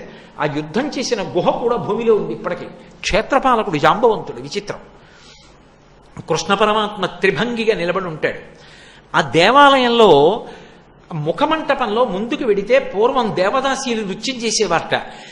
నాట్య శాస్త్ర భంగిమలన్నీ కూడా చెక్కబడి ఉన్నాయి. వెంపటి చిన్న సత్యంగారంతటి వారు అక్కడికి వచ్చి కూర్చుని నోట్స్ రాసుకున్నారట ఆ భంగిమలు చూసి. అంటే ఈ దేశంలో ఒకప్పుడు శాస్త్రములు ఎంత వృద్ధిలో ఉండేవి అన్నది చెప్పడానికి దేవాలయములు ఆధారములు. ఎంతంత ప్రజ్ఞయో దేవాలయంలో కనపడుతుంది. కాంచీపురంలో కామకోటి వారు మణిమంటపం కట్టారు చంద్రశేఖరేంద్ర సరస్వతి స్వామి వారి స్మృతి చిహ్నంగా. గణపతి స్థపతి యొక్క శిల్పకళా నైపుణ్యానికి పరాకాష్ఠ. ఇసుక నేల మీద పునాది లేకుండా ఏకశిలలతో దేవాలయ నిర్మాణం చేశాడు ఆయన. ఎప్పుడో కాదు, ఈ మధ్యకాలంలో 2-3 ఏళ్ల క్రితం మణిమంటపం నిర్మాణం చేశాడు. నిజంగా అద్భుతం. అబ్బా, ఇంకా ఇటువంటి శిల్పులు ఉన్నారా అనిపిస్తుంది. నాగార్జున సాగర్ కాలవ కట్టినప్పుడు ప్రవాహంలో కృష్ణానది జలాలలో 1000 దేవాలయాలు మునిగిపోతుంటే తనకున్నటువంటి శిల్పకళా నైపుణ్యంతో 1000 దేవాలయాల్ని పునాదులతో పైకెత్తి తీసుకెళ్లి ఒడ్డున పెట్టాడు గణపతి స్థపతి గారు. అటువంటి స్థపతులు ఈ దేశపు సొత్తు. ఎంతంత ఘనులు ఉండేవారో, ఎంతమంది దేవాలయాన్ని ఆధారం చేసుకుని వృద్ధిలోకి వచ్చారో. రాజు దండయాత్రకు వెళ్ళాలంటే దేవాలయానికి వెళ్ళేవాడు. వర్షాలు పడకపోతే ఒక యజ్ఞం చెయ్యాలి అంటే దేవాలయాన్ని ఆధారం చేసుకుని యజ్ఞం చేశారు. అందుకే దేవాలయాల్లో అంతంత ప్రాంగణాలు. ఒక్కొక్క కోనేరు లోకానికి పనికొచ్చే పుస్తకం అయితే తేలేది, పనికిరాని పుస్తకం అయితే మునిగిపోయేది. ఇప్పటికీ ఆ మధురైలో మీనాక్షి అమ్మవారి దేవాలయంలో సరస్వతి కోనేరు ఉంటుంది. పూర్వం ఎవరైనా పుస్తకం రాస్తే మేళతాళాలతో తీసుకెళ్లి అందులో వేసేవారు. అది లోకానికి పనికొస్తుందంటే తేలేది, మునిగిపోతే వదిలిపెట్టేసేవారు. దాన్ని ఇంకా మళ్ళీ ప్రతులు రాసేవారు కాదు. అలాగే శ్రీకాళహస్తిలో నుయ్యుంది, నరమృగం ఉంటుంది విఘ్నేశ్వరుడు ఎదురుగుండా. దాన్ని ముట్టుకుంటే కానీ శ్రీకాళహస్తి గుడిలోకి వెళ్ళకూడదు. శ్రీకాళహస్తిలో శౌచం సరిపోదు, అంత గొప్ప దేవాలయం. ఆ నరమృగాన్ని ముట్టుకున్నప్పుడు గుడిలోకి వెళ్ళాలి. వెడుతున్నప్పుడు చెంగల్వరాయి సన్నిధి అంటుంది సుబ్రహ్మణ్య స్వామి వారి సన్నిధి. ఆ సన్నిధి దగ్గరికి వెడితే ఎదురుకుండా నుయ్యి ఉంటుంది. అర్చకులు నాకు ఎన్నో మాటలు చెప్పారు. చాలా కాలం మాట రాని మూగవారికి కూడా ఇక్కడికి వచ్చి తీర్థం తీసుకున్నాక మాటలు వచ్చాయండి అని. ఆ నీటికి ఉన్న ప్రఖ్యాత శక్తి అటువంటిది. అందులోంచి నీళ్లు తోడుతారు, తోడి ఆ తీర్థాన్ని అభిమంత్రించి ఇస్తూ ఉంటారు. ఒక్కొక్క చోట ఒక్కొక్క శక్తి, ఒక్కొక్క దేవాలయంలో ఒక్కొక్క అద్భుతం, ఒక్కొక్క దేవాలయంలో ఒక్కొక్క విశేషం. ఒక్కొక్క దేవాలయం వంక చూస్తే ఆశ్చర్యపోతాం, ఇది ఇలా ఎలా కట్టారా అన్నది అసలు సామాన్యుల యొక్క దృష్టికి కూడా అందదు. అంతంత శిఖరాలు ఎలా పైకెక్కించారో కూడా అర్థం కాదు. మనకి అర్థం కాకుండా మిగిలిపోతాయేమో అన్న ఎలా ఎక్కించారో ఏనుగుల మీద చెక్కించి విగ్రహాలు పెట్టారు. ఇలా కట్టాం ఈ దేవాలయం అని తెలియడం కోసమని. అంతంత గొప్ప గొప్ప దేవాలయాలు, అటువంటి దేవాలయాలు శిథిలం అయిపోకుండా కట్టిన దేవాలయాలు 10 మందికి పనికొచ్చేటట్టుగా దేవాలయాల్ని గుండెని రక్షించుకున్నట్టు రక్షించుకోవాలి. ఏదో నా వేలు మీద కురుపొచ్చిందనుకోండి, పెద్ద బాధ లేదు. కానీ పైకి మిసమిసలాడిపోతూ నేనుండి గుండెకాయ పాడైపోయిందనుకోండి, ఎందుకు పనికిరాను. దేశ సౌభాగ్యం దేని మీద ఆధారపడి ఉంటుంది అంటే గుండెకాయ లాంటి దేవాలయాల మీద ఆధారపడి ఉంటుంది. ప్రతి వ్యక్తి వేలు నొప్పిడితే రేపో వైద్యశాలకు వెళ్ళచ్చు, కడుపులో నొప్పొస్తే ఎల్లుండి వెళ్ళచ్చు, మోకాలు నొప్పొస్తే 6 నెలలు పోయాక వెళ్ళచ్చు ఓర్చుకుని. కానీ గుండెల్లో నొప్పొస్తే ఉత్తరక్షణం పెడతాడు. దేవాలయాన్ని రక్షించుకోవడంలో కూడా అంత జాగ్రత్త తీసుకోవాలి. ఈ దేవాలయం నాకొక్కడికి కోసం కాదు, కొన్ని లక్షల మంది కోసం వచ్చింది. దీన్ని కాపాడుకోవడం నా కర్తవ్యమని అందరూ దాన్ని ఒక ఉద్యమంగా స్వీకరించి పరమ భక్తి భావనతో దేవాలయాల్ని కాపాడుకున్న నాడు ఆ దేవాలయాలలో ప్రతిష్ఠ చెయ్యబడినటువంటి మూర్తుల యొక్క అనుగ్రహ విశేషం చేత లోకమంతా సౌభాగ్యవంతంగా పరమ ప్రశాంతంగా 3 పువ్వులు 6 కాయలుగా అందరం ధార్మికమైన జీవనంలో వృద్ధిలోకి వచ్చేటట్టుగా పరమాత్మ అనుగ్రహిస్తాడు. దేవాలయ వ్యవస్థ పటిష్టం కావాలని అందరూ సుఖశాంతులతో వారు వీరు అన్న భేదం లేకుండా సమస్త మానవాళి ఒక్కటే కాదు, శం చతుష్పదే శం ద్విపదే, ఇది భారతీయత, ఇది వేద ధర్మం. 2 కాళ్ళున్న ప్రాణులు, 4 కాళ్ళున్న ప్రాణులు అందరూ సుఖ సంతోషాలతో ఉండేటట్టుగా దేవాలయాలలో విరాజమానమైనటువంటి స్వామివారి యొక్క ప్రతిరూపాలు అనుగ్రహించి లోకము వృద్ధిలోకి రావాలి అని ఈ సభని ఆధారం చేసుకుని ఈశ్వరుణ్ణి ప్రార్థన చేస్తూ ఇంతసేపు మీ అందరూ దేవాలయ వైశిష్ట్యం గురించి విన్నందుకు నా హృదయపూర్వక కృతజ్ఞతలను ఆవిష్కరిస్తూ మంగళాశాసన వరైః పదాచార్య పురోగమైః సర్వైశ్చ పూర్వైరాచార్యైః సత్కృతాయాస్తు మంగళం. మంగళం కోసలేంద్రాయ మహనీయ గుణాత్మనే చక్రవర్తి తనూజాయ సర్వభౌమాయ మంగళం. ఉమాకాంతాయ కాంతాయ కామితార్థప్రదాయినే శ్రీగిరీశాయ దేవాయ మలినాథాయ మంగళం. సర్వం శ్రీ ఉమామహేశ్వర పరబ్రహ్మార్పణమస్తు. స్వస్తి.